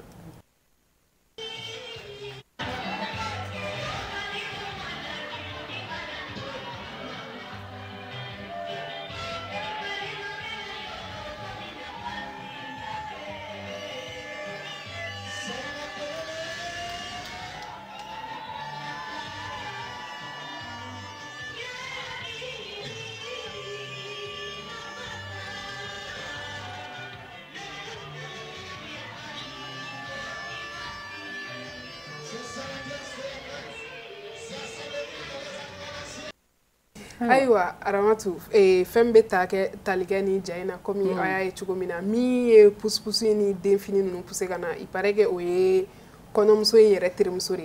an y'a ye k'a fɔ parce que actuellement ale u kɛlen ka nin vidéo in publier mɔgɔ caman fɛnɛ kelen bɛ k'a partager en disant que ko nin ye bonne impression de k'i ka mariage la ni terimuso tora ka ninnu d'i ma ko ça veut dire que la personne te souhaite quelque chose de bien dans la vie ko parce que surtout denko ninnu ta fanfɛla ninnu na dɔw yɛrɛ ye témoignage k'a la en disant que ale ka mariage la exactement ale ni kan ko kun ye parce que ale ni a compagnon mɛnna ɲɔgɔn fɛ mais u kun hakilina ye denko min ye k'ale ka mariage la k'a terimuso ye ni ɲɔgɔn de k'ale la ko exactement quelques mois dɔrɔn ale ala nana garizigɛ nɔgɔya ale et tout quoi donc u bɛ ka nin ne bɛ ka don ba la sisan an bɛ don min na i ko sisan ni jɔn ka na nin fɔ nin fɛnɛ ye taabolo dɔ ye quoi taabolo kura dɔ ye nin bɛɛ b'an ka thème ninnu kɔnɔna la an ka bi babu yi nin bɛɛ bɛ a kɔnɔna la sisan sisan ni ne bɛ sanga la sisan ka pusi-pusi ni denfini ninnu séchoir fɛn ninnu k'olu san i b'o présenter mariage la i m'a fɔ kɔɲɔmuso bɛ kasi walayi ndeysaan tellement a content i t'i préparer ni yɛrɛ ni datiw fixera i ka kɔn k'a fɔ an ɲɛna ayi ne bɛ finiko bɛnwari ninnu ni yiri awɔ i bɛ na n'o ne b'o de fɛ. Ok, Aramatu an bɛ réfléchir ta la fɔlɔ. Voilà a y'aw miiri an ka revue des réseaux sociaux laban bi walasa k'an ka revue des réseaux sociaux kuncɛ Aramatu o bɛ tali kɛ an ka rappeur dɔnkilidala dɔ la parce que ne yɛrɛ recherche réseau in fou ye olu le kɔnɔna la ne yɛrɛ sera ka bɔ DDS in ne y'a dɔn k'a fɔ dɔnkilidala dɔ a bɛ dɔnkili min da an bɛ fitinin dɔrɔn na mɛn a ka dɔnkili la après an bɛ segin ka na walasa mɔgɔw bɛ se k'a dɔn n kan bɛ min ma directement quoi. Eso game Z GP Korowale Amila Tunigo Pen Z Anta Namae Kimfa Ube Mi Korowa Mue Fake Nigga Z. Ayiwa Aramatu ni fana ye rappeur dɔ ye min na u y'a yira k'a fɔ k'a ye dɔnkili laban dɔ da k'a ma mɛn dɔnkili ni a yɛrɛ ɲɔgɔn rappeur ninnu ko kuma ninnu dɔnna olu ka okumu kɔnɔna la o ma bɛn olu ma donc kɛlɛba de kɛra a kɔnɔna la donc kɔfɛ mɔgɔw fana farala ale kan u taara ale de nɔfɛ ale de tun bɛ studio la u taara ale de nɔfɛ donc du coup mɔgɔ wɛrɛw fana farala ale kan donc ko in kɛra agression ye dɔɔni donc o okumu kɔnɔna la u ye plainte min déposé ale kun minɛna a yirala k'a fɔ ko kunu kɔni k'a déféré la ka taa MCA la donc dala i bɛ taa sɔrɔ an t'a dɔn ten kosɛbɛ mais an lajɛlibaga ani minnu ni dɔnkili ninnu gamu ka di exactement olu parce que commentaire ni j'aime baden de b'a la a publié tellement que mɔgɔw kelen bɛ k'a publier après o kelen bɛ ka raison ninnu sɛbɛn a sanfɛ comment est-ce que ça s'est passé donc a yɛrɛ ka fanu olu bɛ ka a kɔni olu bɛ ka soutenir kosɛbɛ donc kuma caman wɛrɛw b'a a kɔnɔ bɔlɔlɔ sira sanfɛ munna i m'a fɔ ko revue banna wa munna mɔgɔw bɛ ko ye i b'a dɔn k'a fɔ ko bɛ se ka bɔ ko min na ka tila k'a kɛ e b'a fɔ k'a ye mɔgɔ dɔw de a ye o ko dɔnkili kɔnɔna la a ye dɔnkili da a ma bɛn a yɛrɛ ɲɔgɔnna rappeur ninnu dɔw de ma et ils se sont sentis ciblés ou visés quoi donc du coup olu a bɛ ka bɔ studio kɔnɔna la olu nana ka na agresser donc kɛlɛ in kɛra kɛlɛba de agression fɛnɛ a kɔnɔna la parce que dɔw yɛrɛ i b'a dɔn commentaire ninnu barre de recherche ne kɛlen ka don commentaire kɔnɔ ko n bɛna ko ɲɛɲini ka taa fɛ dɔw bɛ k'a fɔ ko raison pour la raison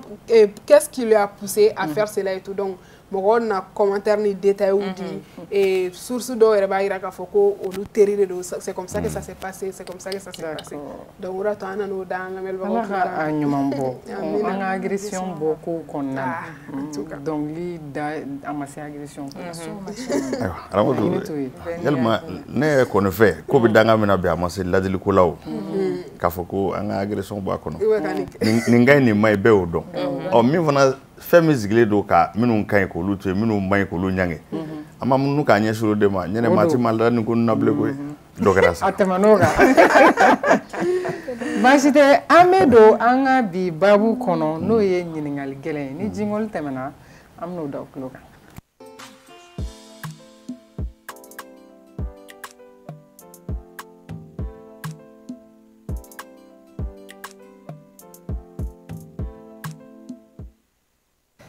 Bi baro bɛna sigi fɛn min kan ko la culture africaine est-elle en perdition face à l'occidentalisation de nos coutumes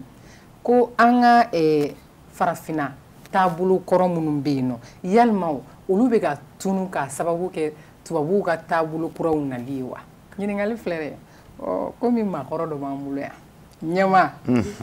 Antoine ayiwa e jateminɛ kɛ nin ko in na wa yalima an ka kɔrɔlen caman bɛ ka tunu k'a sababu kɛ an bɛ ka tubabuw ta caman lana ayiwa Aramatu y'a fɔ cogo min na ni kumakun ye kumakun kura tɛ a bɛ yɔrɔ caman na nka n'i ko i ka nin ɲɛfɔ a ko in dulonnen don tariku de la a dulonnen don fɛn caman na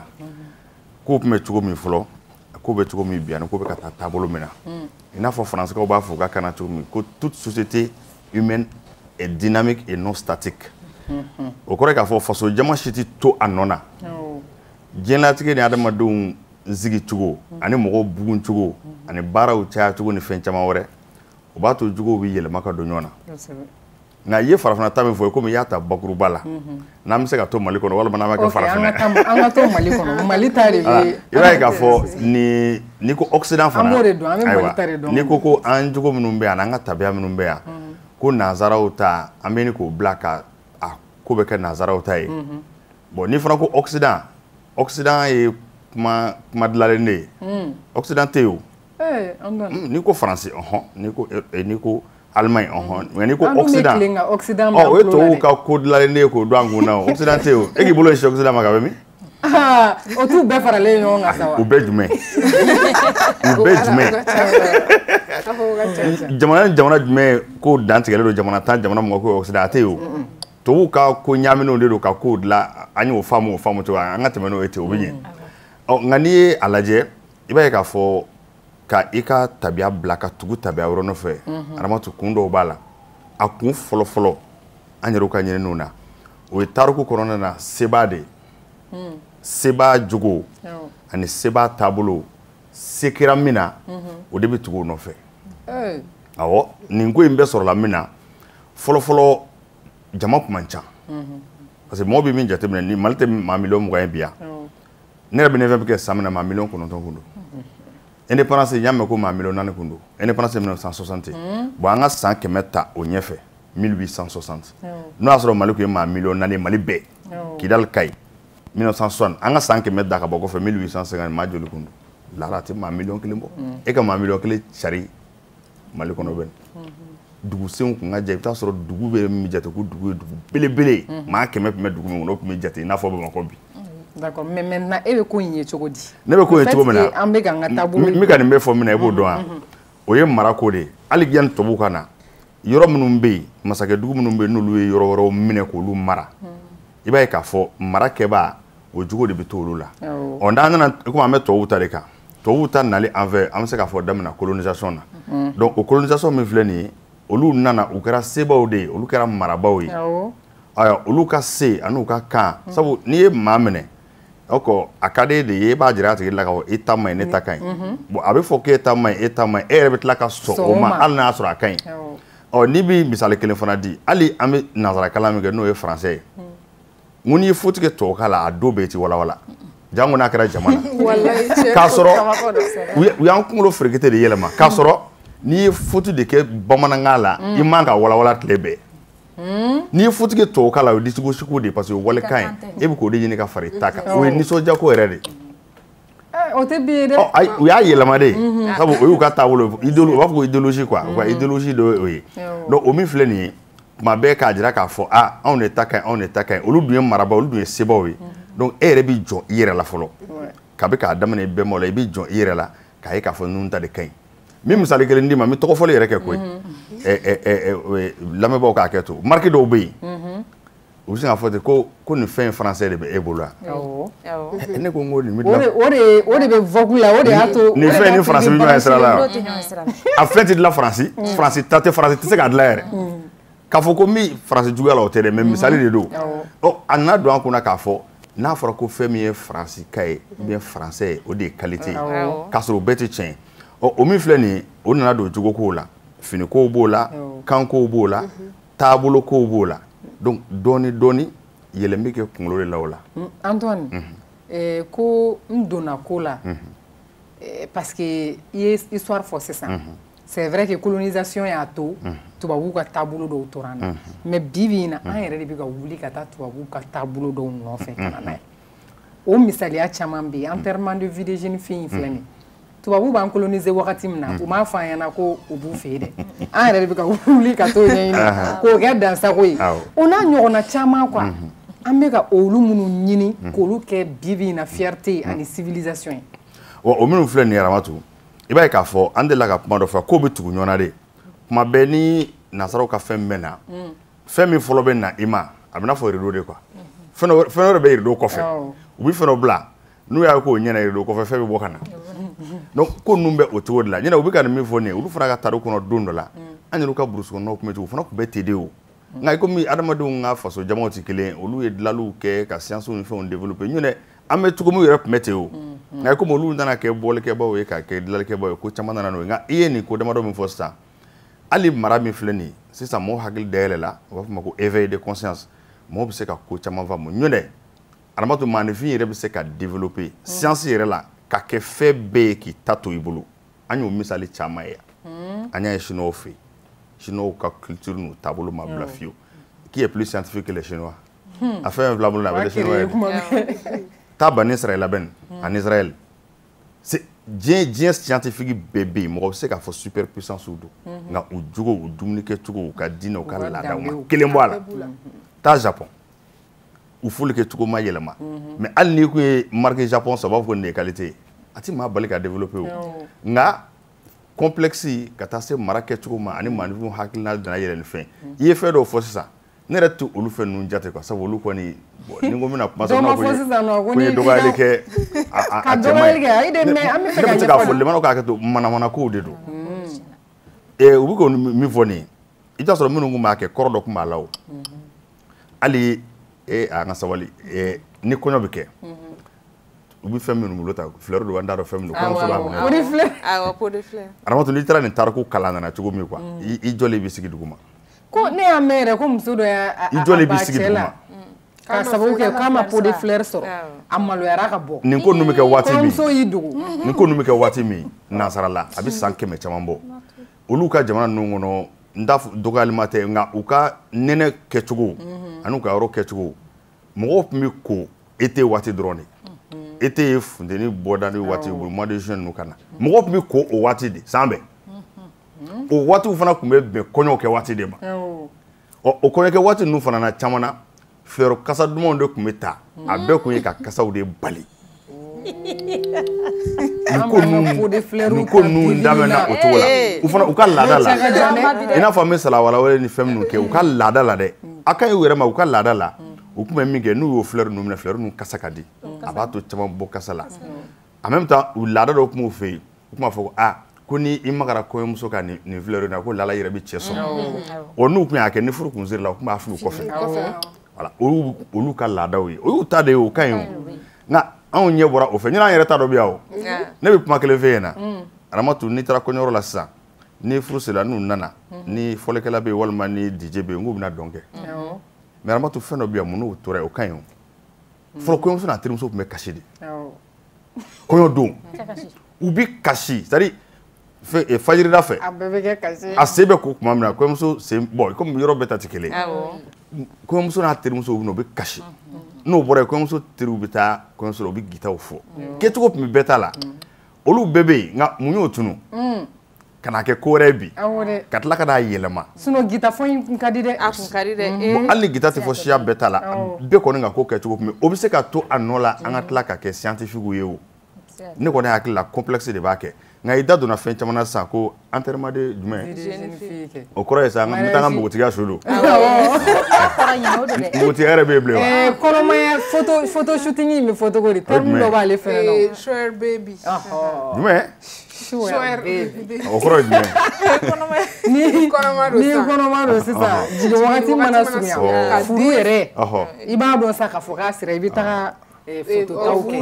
ka ɔrɔbu don ka dɔw yɛrɛ b'u kɔnɔ furu la bɔ den sexe bɛ dévoiler o don de fɛ ayiwa i y'o minnu fɔ nin bɛɛ bɛ se ka kɛ diɲɛ taabolo ye nka ka ɲɛbɔ a fɛ k'a kɛ ani minnu bɛ mɔ olu b'a ye de o minnu bɛ mɔ olu b'a a bɛ k'olu fana kɔnɔ ko tiɲɛ de don nka nin fɛn ninnu filɛ nin ye ne hakili la maa bɛ se k'i janto yɛrɛ la k'o la sinon an yɛrɛ ka danayaw la ani an ka ala kow ni an ka diinɛ kow la den min ma bange fɔlɔ o yɛrɛ jirali k'o da kɛnɛ kan farati b'o la an bɛ dugawu kɛ a bɛ fɛn fɛn na a bɛɛ ta ɲuman ka na nka farati b'o la o ala ka maakɔrɔba dɔw tun b'a fɔ ko dugubakɔnɔmɔgɔw k'ale t'u faamu k'ale den fini san ka bila k'a man d'olu ye an ka maakɔrɔba tun b'a fɔ nka komi o bɛɛ ye jama kɛcogo o bɛɛ ye diɲɛ taabolo ye nka ne fɛ ale bi fɛn min ka ɲi an yɛrɛ ma an bɛ se k'o kɛ wa a yeli fana k'a jira bɛɛ la ne b'a ɲini an ka jamana ɲɛmaaw fɛ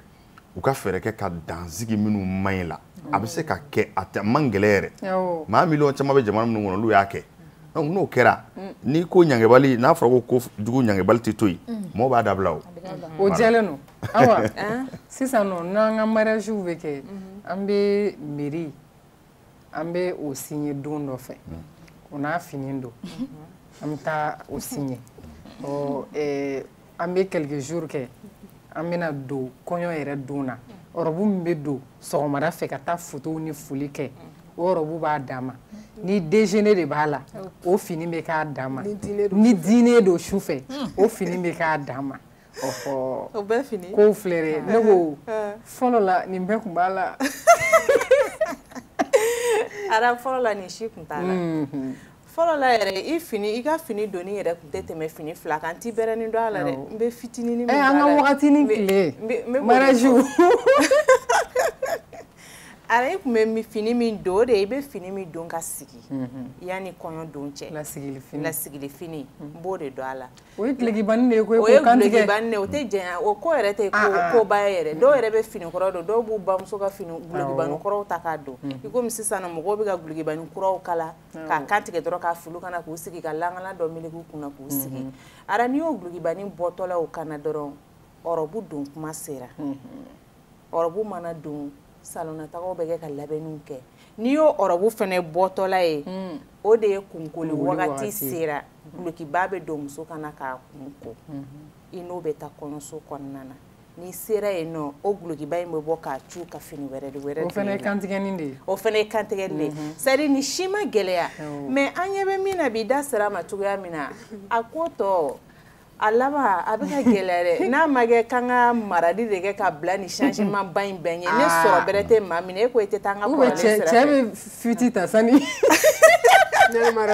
dɔ bɛ cɛ bɛ boli sinama sira fɛ sani mariage don cɛ sani mariage don cɛ o dɔ bɛ dɔ la yɛrɛ fɛn fɛn bɛ cɛ kun muso b'i kale ko fo n'a t'o bɛɛ ko hali ni cɛ ko min tɛ yen nɔ kɛlɛ fari bɛ da ka sɔrɔ ko yɛrɛ ma kɛ fɔlɔ ka sɔrɔ kɔɲɔ don t'a don bannen ye koyi ara ni i donna mun bɛna kɛ a tɔ bɛna kɛ cogoya jumɛn na o de ko o de ka gɛlɛ fɛn bɛɛ kɔnɔna sinon n'a fɔra k'an ka muso furu cɛ caman bɛ a don kelen u bɛ se ka furu parce que i bɛ dɛmɛ fan bɛɛ fɛ o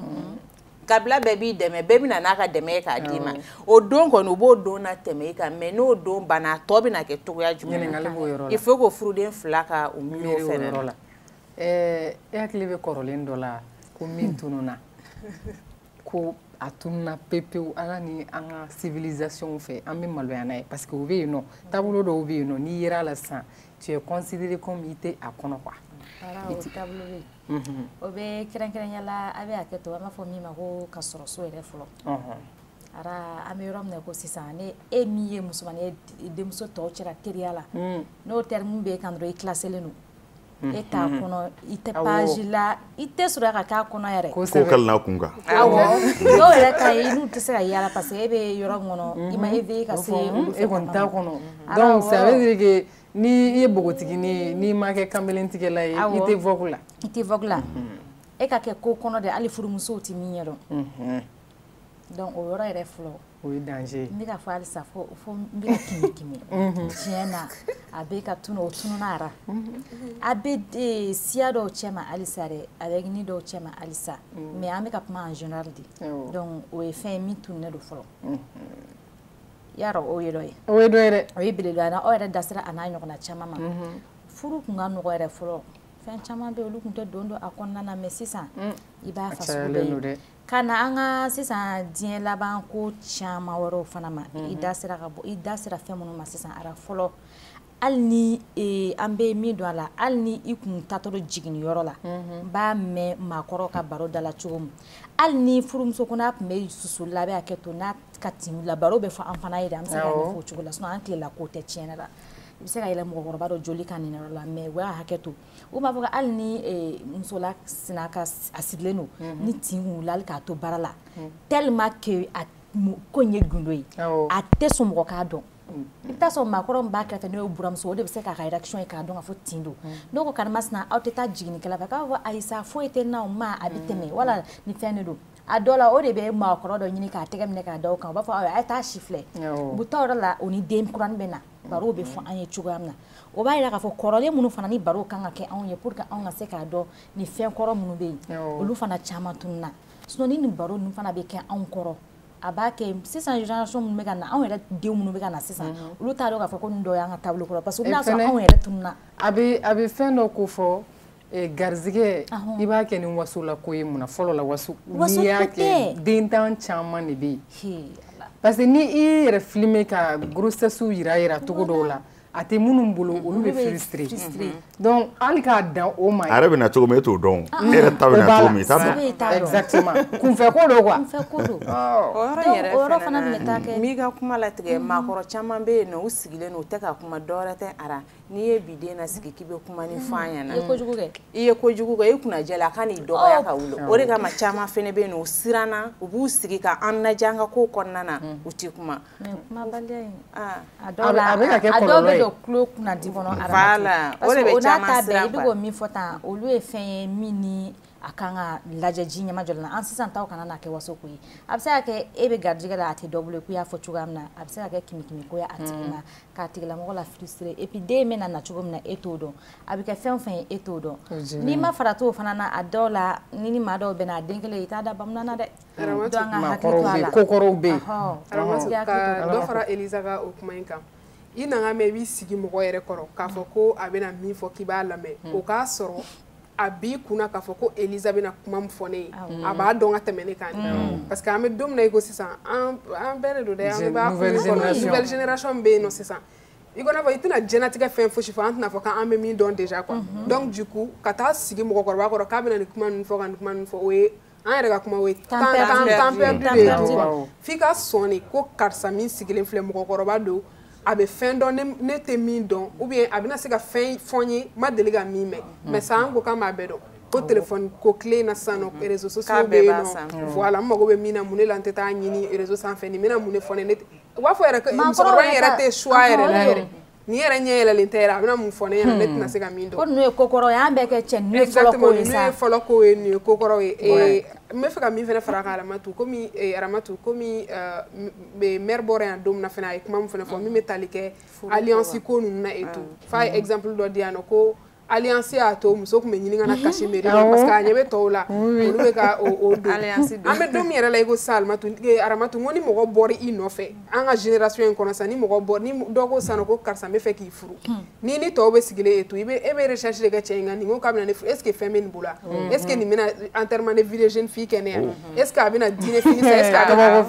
a y'a dɔn ko o si t'a bolo a tɛ sɔn yɛrɛ ka taa fɔ a tɔɲɔgɔn ɲɛna kuma tɛ hali depuis ni ba b'a lasigi fɔlɔ k'a fɔ ko karisa bɛ fɛ k'i furu a b'a fɔ ko jɔn nin foyi tɛ nin bolo ne tɛ sɔn a kɛra baara ye sisan réalisation fan fɛ n b'a fɛ a ka sɔn fitinin ka la maa dɔw bɛ yen an ye wele bila a ma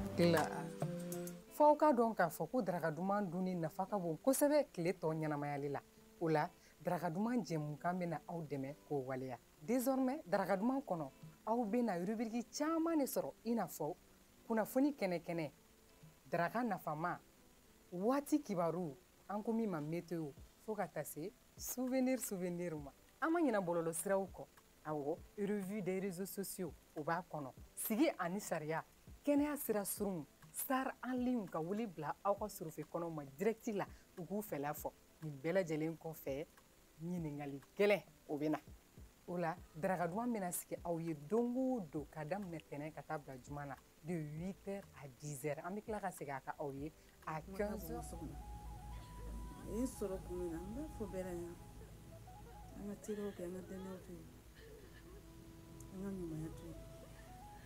n dara mɔgɔ la n y'a ye a bɛ projet la n terimuso don Umu Karame a bɛ Musabugu bɛɛ b'a dɔn Umu Karame a bɛ mangoro porter ka taa Marɔku ni dugu ninnu na donc sisan n ye Umu Karame sera ma kasi la k'a ka mangoro tiɲɛna projet b'a bolo compte fɛn b'a bolo a bɛ fɛ ka juru ta banque la ne ko tɛ problème ko bɛ mara ne bolo ne b'a di ne ye n ka titre ta ka di Umu Karame ma taara juru ta banque la Atlantique Amifa la wari maraso dɔ la quoi a ye juru ta u ye papier d'a ma fɛnw kɛra ka kɛ komi ale tɔgɔ bɛ compte la tuma bɛɛ ne b'a ɲininka ni papier min dɔ papier d'a ma ne yɛrɛ fɛnɛ ma kalan tɛ foyi dɔn n ka kundilanni dɔrɔn kɔ n y'a dabɔ jusqu'à dɛmɛ o dɛmɛ de kɛra n bolo baara ye sisan ne yɛrɛ bɛ adamaden dɔn ne yɛrɛ sera banque la ko n bɛ fɛ ka juru sara ka fɛn bɛɛ f'u ɲɛna ma sɔn ne yɛrɛ sigilen Umu kɔni ne ka papier ta ale de juru ta cogo min ale bɛ ne ka fɛn labɔ ka di ne ma kanlekanw dalakanw ni papier d'a ma k'a ka taa banque la k'a ka taa tribunal la ka t'u jaabi kiiriso la a ma sɔn ka taa filanan fana kɛra a ma sɔn ka taa olu fana yɔrɔ feere yɔrɔ feerelen kɔ sisan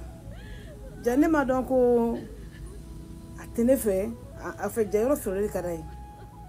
yɔrɔ feerela don min na f'a yɛrɛ bɛ yɛlɛ ka kasi ka papier ci ne ma ko ne sigilen bɛ ko yɔrɔ feerela koyi n ko n yɔrɔ feerela dugu jɛlen iso ni min yɔrɔ san o nana ne fɛ yɔrɔ dɔn tɛ makari ye koyi non min ye yɔrɔ san ne yɛrɛ b'o dɔn kosɛbɛ kosɛbɛ ale ba so o ɲɛsinnen bɛ ne mamuso so ma n b'a dɔn muso min b'a kun o ye n yɛrɛ dɔnbaga ye dɔn tɛ makari ye dɛ non mɔgɔ dɔnbaga de minɛ k'i don kaso la maa dɔ bɛ yen a t'i dɔn hinɛ bɛ min dusukun na makari bɛ min dusukun na sinon n'i ye nin so sanbaga i b'a dɔn k'a tɛ hinɛ a tɛ makari silamɛya tɛ silamɛya dan ka fini biri i si bolo bɛ kun na n'i ye so nin san marakɛjan sabali ka hinɛ i ye karo feere i bɛ so dɔn ka n'i profiter dɔ ka juguman malheur la k'i b'o so sugu san ne yɛrɛ ma deli ka marakaw ye ɲinɛ fɔlɔ marakaw tun bɛ hinɛ de ka makari marakaw ka taa waliso jɔlen bannen ka t'i bɛlɛbɛlɛ bange ni i so kɛrɛ la k'o so san i yɛrɛ b'a dɔn i ni ala cɛ hali ni zon ye fɛn min san ka di ayiwa an filɛbagaw aw bɔra ka jam min ye sisan nɔ an ye wele bila ale tigilamɔgɔ de ma Sayon Tarawele degun b'a kan an bɛ don min ko bi hakili la i ka kumaw kɔnɔna na i b'a jira k'a fɔ i ka minɛnw bɔlen don ka bila k'i gɛn ka bɔ i yɛrɛ ka so i ko i terimuso de i hinɛna la histoire in fɔ an ɲɛna dakuruɲɛ dama dama ani an bɛ niveau min na sisan. D'accord n bɛ bɛɛ lajɛlen fo aw yɛrɛ n bɛ n ka foli kɛrɛnkɛrɛn ka d'aw yɛrɛ ma an cɛ aw yɛrɛ ye bon n bɛ filɛbaga bɛɛ fo n bɛ segin ka n dɛmɛbaga bɛɛ fo aw bɛ hakɛ to o yɔrɔnin na parce que ko ka janya dɔɔnin parce que musokɔrɔba dɔ bɛ yen n bɔra sisan hali n yɛrɛ tɛ taa ale lajɛli la ale bɛ hôtel la de n sigiɲɔgɔn don bon a dalen don a kun bɛ koma na ko la yɛrɛ bon après fo a denw ka n wele a denw ye n wele denw yɛrɛ diminen don kosɛbɛ donc o bɔlen nouvelle in de kalama k'i o ye sigiɲɔgɔn de ye quoi bon bɔcogo digira la fo ka a bana a ye k'a crise ka taa dɔgɔtɔrɔso la fo a denw bɛ ka fɛngɛ k'a bɛna sa waliko la a bɔnna ye ko n bɛna ale arajoso la ko ni n bɛ fɛ ale kana sa a bɛ message dɔ diyan n k'o fɔ o kɔni bɛ diya ye kosɛbɛ donc a ka message a ka di n ye aw ka jɛ ka temps dɔɔni diyan n yɛrɛ fana k'o fɔ parce que a ko ale kɔni bɛ min fɔ bɛɛ lajɛlen ɲɛna ko latigɛ don so nin ko ne ye biriki sɔn ale ɲɛna n ye cɛncɛn ta a ɲɛna n ye maçon dɛmɛ ka baara bɛɛ k'a jɔ n wɔsi la ko fɛn o fɛn ye n sɔrɔ ale b'a ɲini bɛɛ fɛ bɛɛ k'a bila fili minɛn kɔnɔ nin bɛ se ka diɲɛ bɛɛ sɔrɔ mɔgɔ bɛ don i kan ni kan min i t'a dɔn ala de b'a dɔn sinon sɛgɛn kɔni dan ni sɛgɛn tɛ so nin jɔra sɛgɛn min na kɛra nin ɲɛna donc n ka message di bɛɛ ma n k'a fɔ bɛɛ k'a bila lajarabi minɛn kɔnɔ sinon i tɛ se k'i yɛrɛ sɛgɛn ka i ka so jɔ ni jɔcogo la k'i k'a ye k'a ta tan ka mɔgɔ jɛlen cogo cogo a bɛ se ka kɛ bila danaya minɛn kɔnɔ ani fɛn dɔ kɔnɔ bon ne yɛrɛ fana b'a bila ala tigɛ la mɔgɔ tɛ kɛ ni ala ye bon musokɔrɔba ko n k'a ka message di vraiment ale bɛ faama bɛɛ deli surtout faama bɛɛ kiriso mɔgɔw diɲɛ bɛɛ a bɛ bɛɛ deli bɛɛ k'an dɛmɛ n bɛ se ka n ka yɔrɔ sɔrɔ cogo min na maintenant du in e de danaya de kɔnɔna na e de ye du papier ta k'a di garantie ye awɔ n y'a da i terimuso ka se ka k'a dɛmɛ awɔ terimuso in bɛ yan ayi a tɛ yan sisan a taara k'a bɛ Amérique sisan dɔ ye nouvelle diyan parce que a y'a delila ka kɛ min na o de ye n wele o y'a fɔ ne ɲɛna k'ale yɛrɛ la k'ale ka foro b'a tagacogo la tan sinon a yɛrɛ ye musabugu ye aw kɛrɛfɛ yan mais danaya sugu jumɛn de tun bɛ e yɔrɔ la a wagati fo i dara k'i ka papier ta du papier ta k'a d'a ma teriya denmisɛnnin teriya de tun don wa ou bien a kɛra cogo di a ma na nin kan ye walayi n'i ye nin fɔ n yɛrɛ t'a dɔn a kɛra cogo cogo ala de bɛ nin ko yɛrɛ ɲɛdɔn teriya denmisɛnniya de aw mɛnna teriya la a mɛnna teriya la a y'i yɛrɛ kɛ n kɔrɔ i n'a fɔ ko n ɲin don ni n ka fɛn fɛn bɛ yen a bɛ jigiya minɛn ta y'a la ni ne yɛrɛ ko n kunkolo bɛ n dimi a b'a ka so bila dɔrɔn ale n'a ka wari tɛ parce que wari b'ale kun ne parce que ale baara min kɛ wari bɛ sɔrɔ kojugu a bɛ yɛlɛma ne ka so n kama yɛrɛ de donc a y'i don n kɔrɔ k'a yɛrɛ kɛ n jigi ye ja ne ka lanɔgɔ ka d'a ye parce que n y'o dɔn yɔrɔ min o ka d'a ye ni papier dir'i ma i ka taga fɛn kɛ i kana wari sɔrɔ k'a sara i tɛ se k'a fɔ a tigi fɛnɛ i ka yɔrɔ min na ta wari tɔnin tora dɔɔnin ye i dun y'a sara f'a tɔ tora dɔɔnin ye an ka ɲɔgɔn dɛmɛ an k'a sara hali n'an bɛ ko wɛrɛ kɛ an bɛ boli boli n'a kɛra kiri jaabi ye an bɛ taa kiri jaabi donc a ye ka papier minɛ ka juru tali min kɛ juru in de ma se ka sara ni o de nana ni juru ma dɛsɛ ka sara dɛ a kun ka d'ale de ye yɔrɔ ka feere parce que dɛsɛ ka sara i ma se ka sara i bɛ taa fɔ a tigi ɲɛna a tigi b'a solution ɲini a b'a sara ni kiri mɔgɔ y'i wele kiri mɔgɔ tɛ yen ko n'i taara wuli ka sɔrɔ k'u b'i kan tigɛ o i fana ka gɛlɛya min sɔrɔ i ka juru kɔnɔna la possibilité bɛ d'i ma i fana ka t'o de fɔ kiri la yen bɛɛ b'o dɔn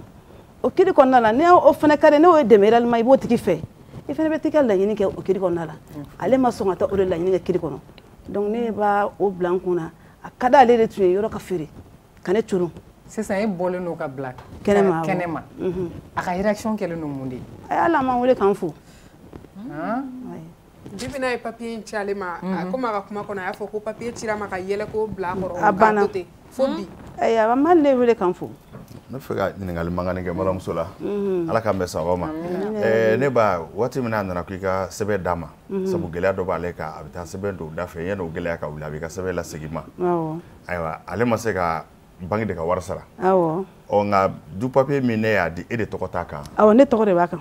e tɔgɔ min b'a kan yalima ne taara ɲɔgɔn fɛ e taara tɛgɛnɔbila kɛ k'a fɔ k'e de ta ye sɛbɛn ye wa e taara tɛgɛnɔbila kɛ ne y'o kɛ banque la k'a fɔ e de ta don i bɛ ka nin di ne tun b'o nɔfɛ o kɔni na ko bɛ gɛlɛya kosɛbɛ ne y'o kɛ ale yɛrɛ y'i engagé ka ban voilà hali o tigila mɔgɔ seginna ka na ale kɔfɛ sisan nɔ nin ka consensus exactement o dilen don nka an bɛ se ka min fɔ o yɔrɔ la n yɛrɛ tɛ kiritigɛla ye nka n bɛ n'u kɛrɛfɛ n b'a jɛmukanw kɛ o min filɛ nin ye n tɛ se k'a fɔ ko n b'a qualifié nka a bɛ n'a fɔ maa gɛrɛlila k'i hakili munumunu a mɔgɔ bɛ kiritigɛlaw fɛ yen n tɛ fɛ k'a fɔ yan ayiwa ne hakili la kiri fana bɛ se k'o ta balaw mɔgɔ min nana don i ni hakili cɛ ka fɛn bɔsi la o cogo n'o o daɲɛw bɛ kiri tigilamɔgɔw bolo o baaraw fana kɛcogo bɛ yen n da kɔni da dɔn ka kiri taara sira min fɛ aw bɛ ka mun de kɛ sisan kiri bunankun yɛrɛ kan a ko bɛ cogo jumɛn na ou bien ale de y'a wele kiri la wa ayi n'i ye juru ta banque la sanu ka feere o papier dɔw de i ma bon ne yɛrɛ kun waati dɔ la yɔrɔ a nɛn ka di a bɛ kuma min fɔ ne ye n tɛ segin o kan n bɛ kuma o surunya bon kuma bɛ k'a fɔ a kɛra tan a tɔ man ca n bɛ ka kɛ tan a bɛ na papier ci de ka na yira ne la a nana yira ne la tɔ tora 12 millions ale bɛ voyage kelen kan dɔrɔn n'a nana a b'a di e m'ale yɛrɛ wele kiri la ayi ne m'ale yɛrɛ sɔrɔ ale kɔni ye bila dɔrɔn ka taa de o ale a jɔ ka feere kɔnɔ de feere kɛlen dɔrɔn ale taara sa ale kɔni ne nouvelle di ne ma dɔrɔn fo bi a m'an wele a bɛ cogo di a ma fosi sisan ne yɛrɛ sɔmina ne ko ko ni ko tɛ ka ne jɛ dɛ ne taara warimaraso mɔgɔw fɛ yen ne taalen warimaraso mɔgɔw fɛ yen ne yɛrɛ n'u bɛnna u ko ne nali usara ko u kɔni bɛ laɲini kɛ a ka sara ne ko donc ne bɛ fɛ ne yɛrɛ bɛ se ka sara cogo di u ko ne ma ko ko ne ka sarabaga m'a fɔ k'a dɛsɛra bon o tɛ ka foyi fɔ ne ɲɛna olu tɛ se ka ne ka fɛn ta mais ni ne bɛ fɛ ka engagement sara n b'a sara ko ne ka demande kɛ papier sɛbɛn ka na d'u ma u b'a a tengu ka ɲɛmɔgɔso la ne y'o kɛ ka taa n'a ye o dugu jɛlen u ye ne wele ne taara tuguni a ko ni ne bɛ se ka sara min na ne y'o kɛ ne y'o fɔ u ɲɛna o y'a sɔrɔ ne y'o kɛ papier fana na o k'o tɛ baasi ye k'u bɛ o kɛ i n'a fɔ murata dɔ ko k'o bila kɛrɛfɛ u tɛ se ka papier dilan o la bon u tɛ se ka papier dilan o la sisan u tɛ se ka papier dilan o la fɔlɔ o kɔni b'o bila ka ne yɛrɛ ka kɛwale lajɛ ne ni faratula o kan u ma hali kalo 2 bɔ nin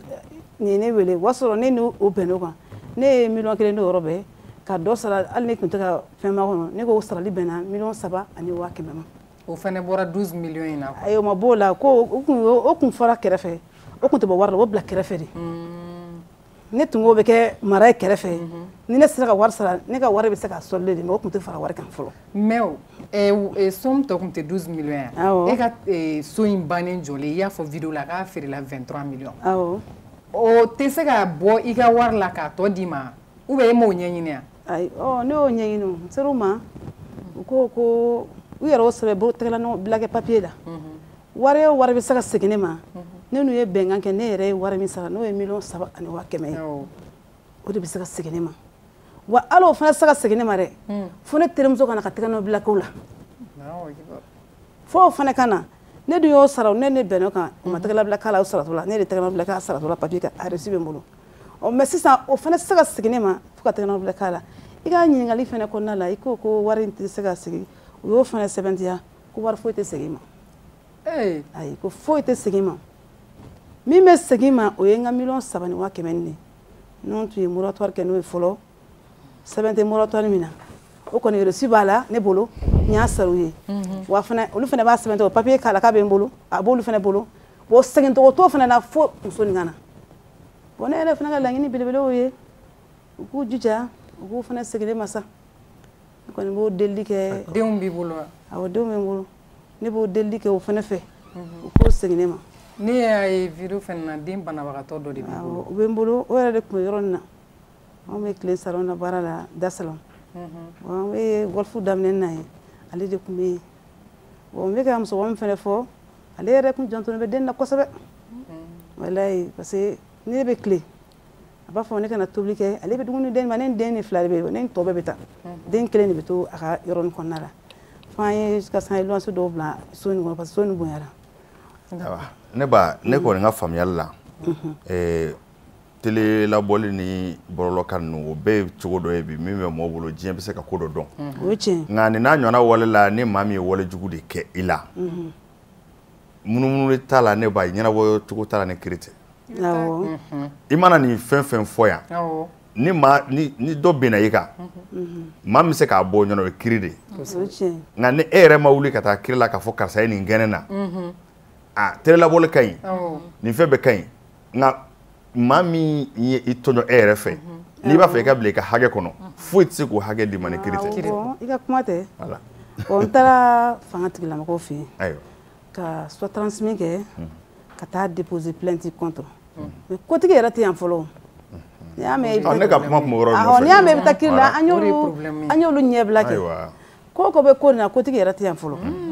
sɔɔni kotigi bɛ yan a ka ca ala fɛ n'o tun bɛ kow la mais a ka famille a ka duden fɛnɛ fosi tɛ a masurunya la a duden bɛ yen a ba banna mais a fa bɛ yen a dɔgɔninw bɛ yan ani minnu bɛ fa kelen ba kelen bɛɛ bɛ yen ne yɛrɛ delila ka su bɛɛ ma bɛɛ b'an dɔn fa ni yɛrɛ bɛ taa ne fɔ ne ka so kiri la gɛlɛma ye min ye e min ye ko kɛ kiri b'a ɲɛsin de ma sinon a y'o laɲini min fɔ n y'o sabatiya mais a yɛrɛ tɛ yen a yɛrɛ tɛ yen bi bi in na degun jumɛn de b'i kan i ka minɛnw bɛ carré de kɔnɔ ou bien dɔ y'i loger degun bɛ n kan kosɛbɛ kosɛbɛ bon n bɛ n tanti dɔ fɛ yen yɔrɔ toujours mɔgɔ min sera ka saya ta ye balo musokɔrɔba nin a ma sɔn ne ka minɛn fankelen bɛɛ b'ale fɛ yen parce que nin ye kanu dɔ de diɲɛ kɔnɔ hali a wolodenw dimi b'a kɔrɔ ne bɛ n ka minɛn cɛ don min na ne bɛ n sigiɲɔgɔnw bɛɛ fo yɔrɔ ko bɛ kɛ mɔgɔw bɛ yɛlɛ ko ka hali filmer ne yɛrɛ de sera ka filmeli kɛ so ne sigiɲɔgɔn ɲɛji ma se ka ban kuma nin na parce que bɛɛ bɛ kulekan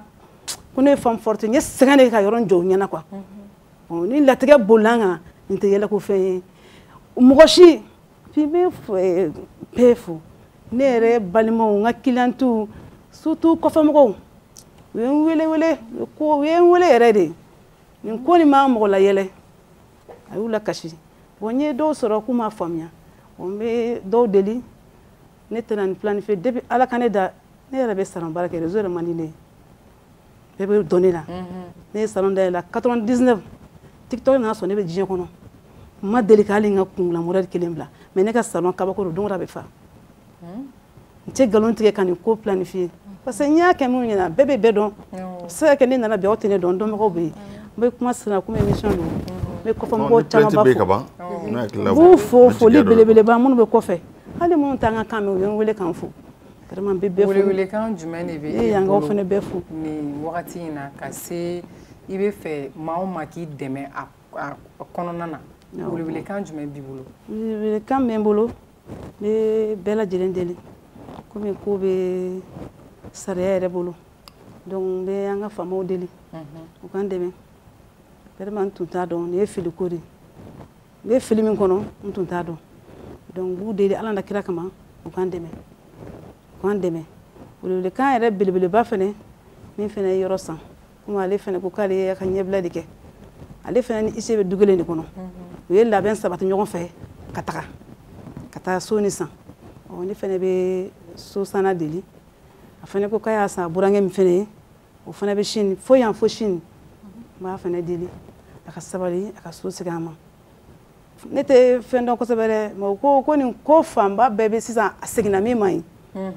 k'o de bɛ se ka a lajɛ ji ɲɛma jɔ a bɛ se ka ɲɛnabɔ cogo min na ayiwa o de la don o don n b'ale fɛnɛ deli a deli kosɛbɛ a bɛ se k'an dɛmɛ cogo min na a k'a bila fili min kɔnɔ dɔrɔn n b'a deli Ala na kira kama a bɛ se k'an dɛmɛ cogo min na. Fili min don danaya don i ye danaya ta da n'i yɛrɛ bɛ nin kɛlen i la a ye mun de k'i yɛrɛ la parce que i ka vidéo kɔnɔ i bɛ k'a fɔ ko mɔgɔw kana danaya i kana da mɔgɔ la quoi. A ye min kɛ n yɛrɛ la Ala de b'a dɔn walayi Ala dɔrɔn de b'a dɔn a ye min kɛ n yɛrɛ la parce que n tun bɛ a bɛ n bolo cogo min na o de la n bɛ bɛɛ message in yɛrɛ bila kun yɛrɛ Ala y'a kɛ dɔrɔn a bilala dɔrɔn a ye fɛn kɛ dɔrɔn parce que Ala yɛrɛ bɛ ŋaniya dɔn nin ko nin kɛra Ala ko dɔrɔn de sinon ne yɛrɛ taara n ka wari di yɔrɔ la k'u ka émission k'a kan ka u sara mais n ma sɔn ka taga Ala ye n seere o tigi ye n seere n'a y'a mɛn a b'a dɔn hali sisan n ka wari b'a bolo parce que n ko ne tɛ TikTok ko ninnu fɛ mais n yɛrɛ y'a kɛ a sera ka bonya Ala ni n kanubagaw parce que bɛɛ ko k'a kɛra n ɲɛna mais ne yɛrɛ kɔni wele kan fɛn fɛn bɛ n bolo n b'a di n balima silamɛw bɛɛ ma bɛɛ ka kun i yɛrɛ la warimaraso ko ninnu k'u sen bɔ a la diɲɛ tɛ to bolo kelen na o message di n balima bɛɛ lajɛlen ma ani danayabaw ni fɛnw bɛɛ ka yafa n ma parce que a bɛ se ka kɛ n bɛ don dɔw gasi la dɔw b'a kɛ hali nkalontigɛ ye bon ne tɛ nkalontigɛ la ne tɛ bezi kɔ parce que n tɛ bezi yɛrɛ dɔn n b'a fɔ tɔw fɛ n t'a kɔrɔ dɔn ne bɛ n ka réalité dɔrɔn de dɔn u bɛ yafa n ma Ala na kira kama kuma ma nɔgɔn aw yɛrɛ bɛ yafa n ma. Mɔgɔ bɛ se k'i lasɔrɔ nɛgɛjuru sira la. Awɔ n bɛ se ka lasɔrɔ o la 76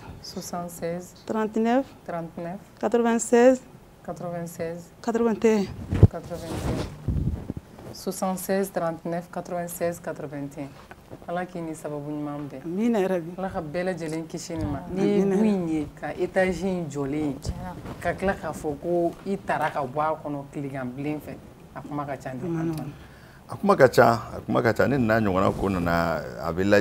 lajɛ cogo kelen min na n y'o de fɔ komi ne kun ka kuma ye min ye o ye plainte n'o kɛra an b'a jigiya k'a fɔ don dɔ la nɔ bɛ bɔ o la ninnu fana bɛɛ ye cogo ye bi min bɛ se ka mɔgɔw bɔ a kalama nka an kana ɲinɛ a ma kɛ fɛn o fɛn hali maa miliyari kelen y'a ye